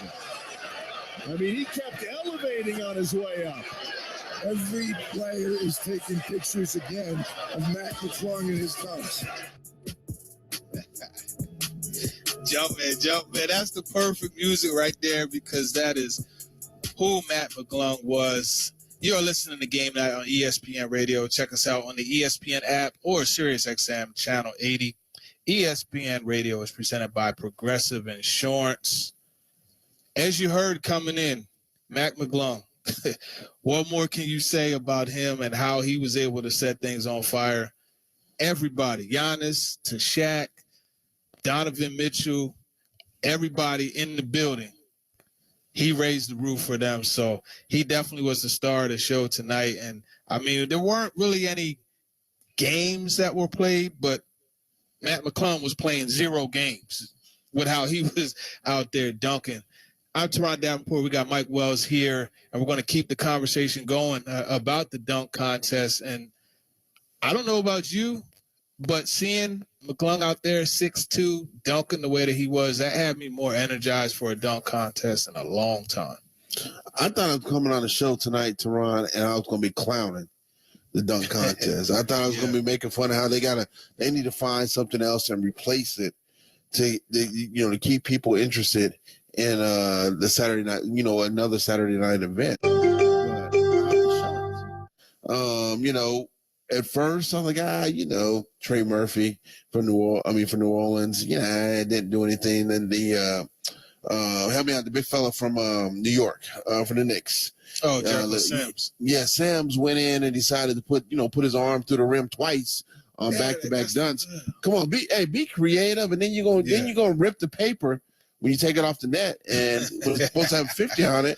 And then Max said, "Hold on, fellas, hold on, sit back, relax. I got y'all. I may be one of the last dunkers, but I'm gonna keep y'all on my, keep you guys on the edge of your seats." And that's exactly what he did. He came in with that confidence that, I'm short, I don't play in the league, but it don't matter to me. I'm gonna come out and do the damn thing, and that's what he said. Mac did it. He just had me. If you guys could have, heard Teron and I before the show, man, we out there. You think we were side by side dapping each other up the way we was excited like it was Christmas morning, in excitement the way Mac was doing it out there. Yeah, and the thing is, I love the way he just shut it down. As a matter of fact, let's hear that final dunk when he did he hit the Randy Moss on him. He shut it down. Here he goes, makes a run at it, lifts off, reverse jam, throws it down with a double clutch. Mac McClung, a strong offering here in his first dunk of the final round. That's it right there. Double clutch. He made sure he went over to the table and let them know what it was that he had done. So definitely props to Matt McClung. I want to get a little bit more from him. Let's hear a little bit more actually from McClung himself. Mac, for your final dunk, you changed your jersey. Tell me the story around coming up with that idea. Yeah, that's just from my hometown, Gate City, Virginia. So I just want to represent them. I am who I am because of Gate City, so it meant a lot. What did this feel like, man? You just signed a deal with the 76ers. You were in the G League. You're pursuing your dream, and here you are at All-Star Weekend, winning the dunk contest. Yeah, no, I'm hungry. Stay the course. You know, I don't let it be a roller coaster, too high, too low. I wanna make an impact in the league, and that's what I'm here for, and I'm gonna keep working my way to that. You and I talked before the dunk contest, and we were sharing strategy. You said, look, my first goal, make them all on the first attempt. And you did that. How and why was that so important? I think that's important for the fans, but, that's God. I miss them. I miss having those dunks in practice like most of the time, so to get them to go down was great. You had one dunk, the first one, where you jumped over two people, and then you touched the ball against the backboard. That was my favorite. But which was the most complicated or toughest one to do? I would say the toughest one is the last one just because the amount of spins. But thanks to Chuck with Team Flight Brothers, he helped me out with all this, and a lot of credit to him. Lastly, what does this win represent for the G League? Coming in here, representing and getting a win at NBA All-Star. Yeah, that means a lot. I think just the opportunity I'm so grateful for. I feel like a lot of people in the G League deserve this opportunity, so I'm grateful as me, and hopefully I'll put on a show for the G League. Very happy for you. Congratulations. Enjoy it. Appreciate it. There you have it. That was Matt McClung on our ESPN radio airwaves. And like he said, he was representing for the G League, and that was something that, I think that opens the door for a discussion on whether or not more G Leaguers need to be allowed to get into this dunk contest. I think that would be good for the game because now you're expanding the brand somewhat. You're giving fresh faces an opportunity to come in here. Those guys, they want to show and prove. So that will be even more exciting for this dunk contest. Shoot, hey, listen, if I'm Adam Silver, I'm like, okay, let's go ahead and make this call tonight. Let's go ahead and make the call and put it on the table for next year's All-Star game, which will be here in Indianapolis at Gainbridge Fieldhouse where I live at. So I'm like, that get them in there. Another sign that people loved it, they showed Lisa Leslie, one of the judges, taking a selfie with Matt McClung. One of the judges out there taking a selfie, and you had Harold Miner, a former dunk contest person when he was in the league as one of the judges out there. You had people out there like, okay, who is this cat? What, where did he come from? And they were just as excited as everybody else to see it. And when you're able to do it without needing the final 5 seconds after taking 4 or 5 tries at it, you're not winded and trying to you get to the point where you just want to throw something down. He did everything one and done. And done. There was no need for he didn't need to try to, put anything extra in there. Yeah, and the thing I love about it, he didn't have to try to hype up the crowd or anything like that. His actions did it all, right? He went and he did his thing. And then you also have to look at the originality, right? Touching the backboard with the ball and then reversing it at 6'2" and having the nerve to jump over somebody. These are all things that really impressed me. The double clutch, I don't even know what all he did on that final dunk where he just went all around the world with it. That's the type of stuff that you got to do to make it exciting. And that's why I think when you look at, the G Leaguers, you need to give those guys an opportunity because they're going to bring it. The proof is in the pudding. You saw that right there. You look at some of the other dunks in that contest. I don't know about you, but they were yoners to me. There were multiple ones where I'm like, yo, that's like a 45, 44. But this guy got 2 50s to close it out. So I was impressed by that. Yeah, and that's the challenge because you really, you got 1 or 2 basketballs. If you want to, use a prop and have an extra one, you got, a 10-foot goal. And this dunk contest has been around for so long. You're sitting there thinking, all right, what can I do that hasn't been done? Or if it's been done before, what can I do better to keep the judge's attention, Karl Malone, keep the fans' attention out of it, and while also trying to put my name on the map. So it's not an easy challenge, but what Matt McClung did tonight is he aced that challenge. He aced it perfectly, and he did everything he was supposed to do. Yeah, without a doubt. You mentioned the judges. I would be remiss if I didn't mention Dominique Wilkins, one of my favorite dunkers. He was one of the judges as well. And that took me back down memory lane, seeing some of the things that he was able to do. So that's what we're going to do next. Let's go ahead and relive some of our favorite dunk contest moments from the years past. This is Game Night on ESPN Radio and the ESPN app. Joined now by Dan Graziano, NFL insider. What's cracking, Dizzo? He gave you a new one. He's trying over here. He's working for it, Dan. The Dizzo. You got to admire the effort. More from Keyshawn, J. Will, and Max. Weekday mornings at 6 Eastern on ESPN Radio and on ESPN2.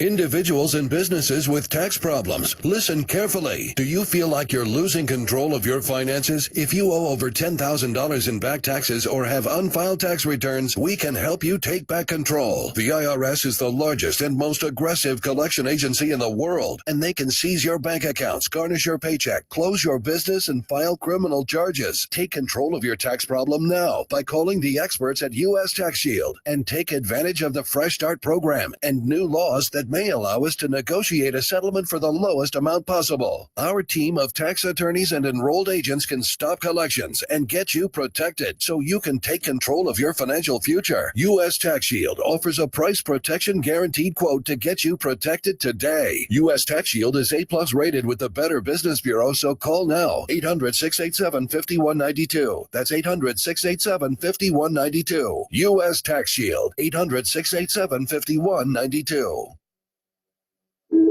Keyshawn, J. Will, and Max. I hope nobody had any questions about Jalen Hurts because he single-handedly kept this team in the game, man. He did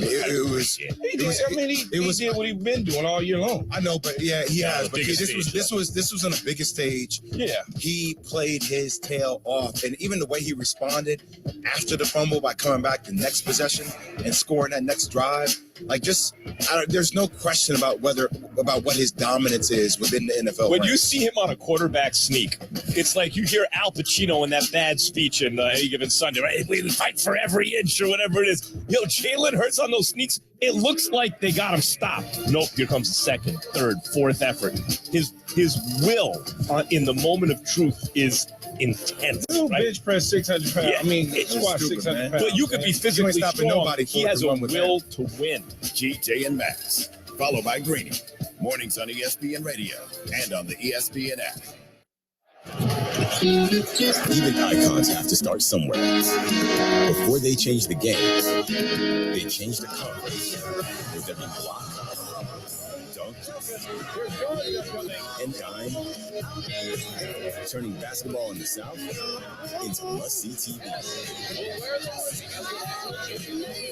Southern Hoops, a history of SEC basketball, Part 4, Monday at 9 p.m. Eastern on the SEC Network, presented by Pfizer BioNTech.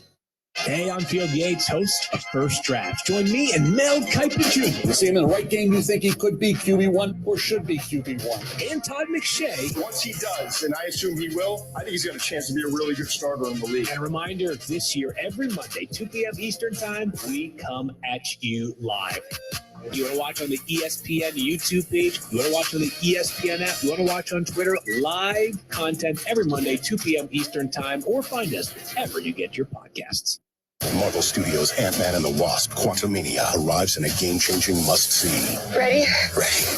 Critics are calling it truly exhilarating.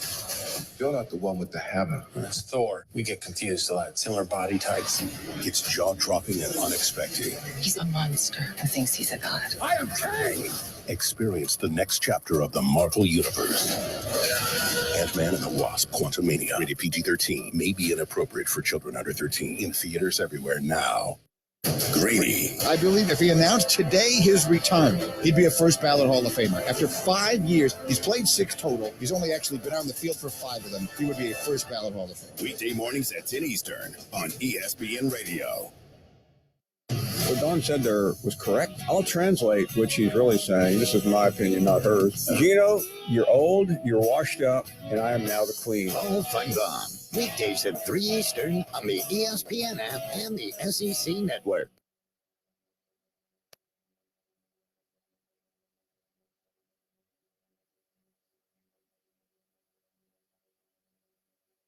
This is SportsCenter.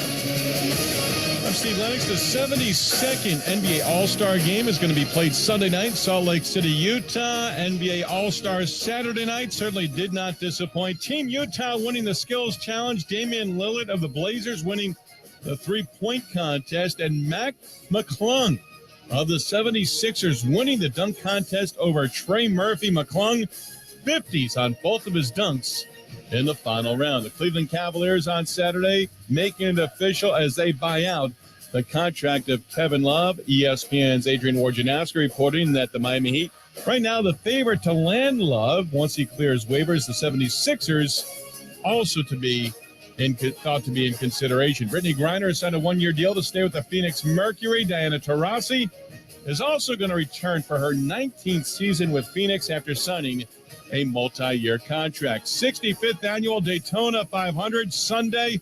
Austin Dillon on why the Great American Race is so special.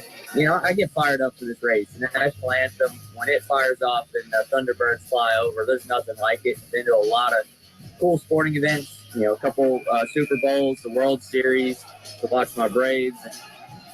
I feel like there's nothing to rival it personally. I got a good seat for that national anthem before we get in the race car, but it's been sold out for a while now. The Daytona 500, if you've never been to it, it's a place to come see. NASCAR driver Austin Dillon Saturday with Marty and McGee here on ESPN Radio. Dillon won the Daytona 500 back in 2018. Coming up Monday, a pitching clock, bigger bases, limited defensive shifts. I'll tell you what the new rules mean for baseball fans. Keyshawn, J. Will, and Max, 6 a.m. Eastern, right here on ESPN Radio, ESPN2, and ESPNU.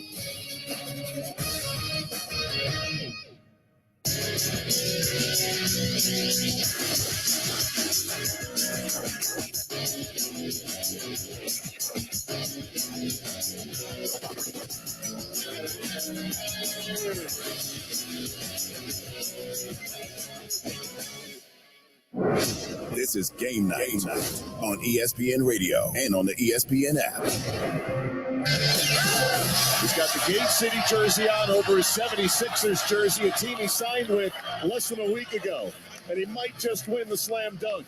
Here he is. Oh, a 360 and a bit more, and he slams it home, and he says it's over. It's over, surrounded by NBA veterans. All the players go, let's go. Trey's shaking hands. He knows he got second. That is unbelievable.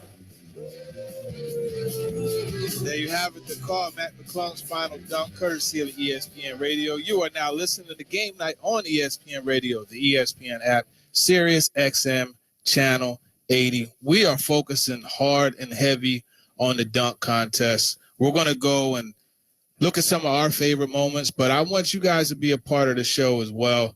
888-SAY-ESPN. That's 888-729-3776. I want to know what is your favorite dunk contest moment and who is the best dunk contest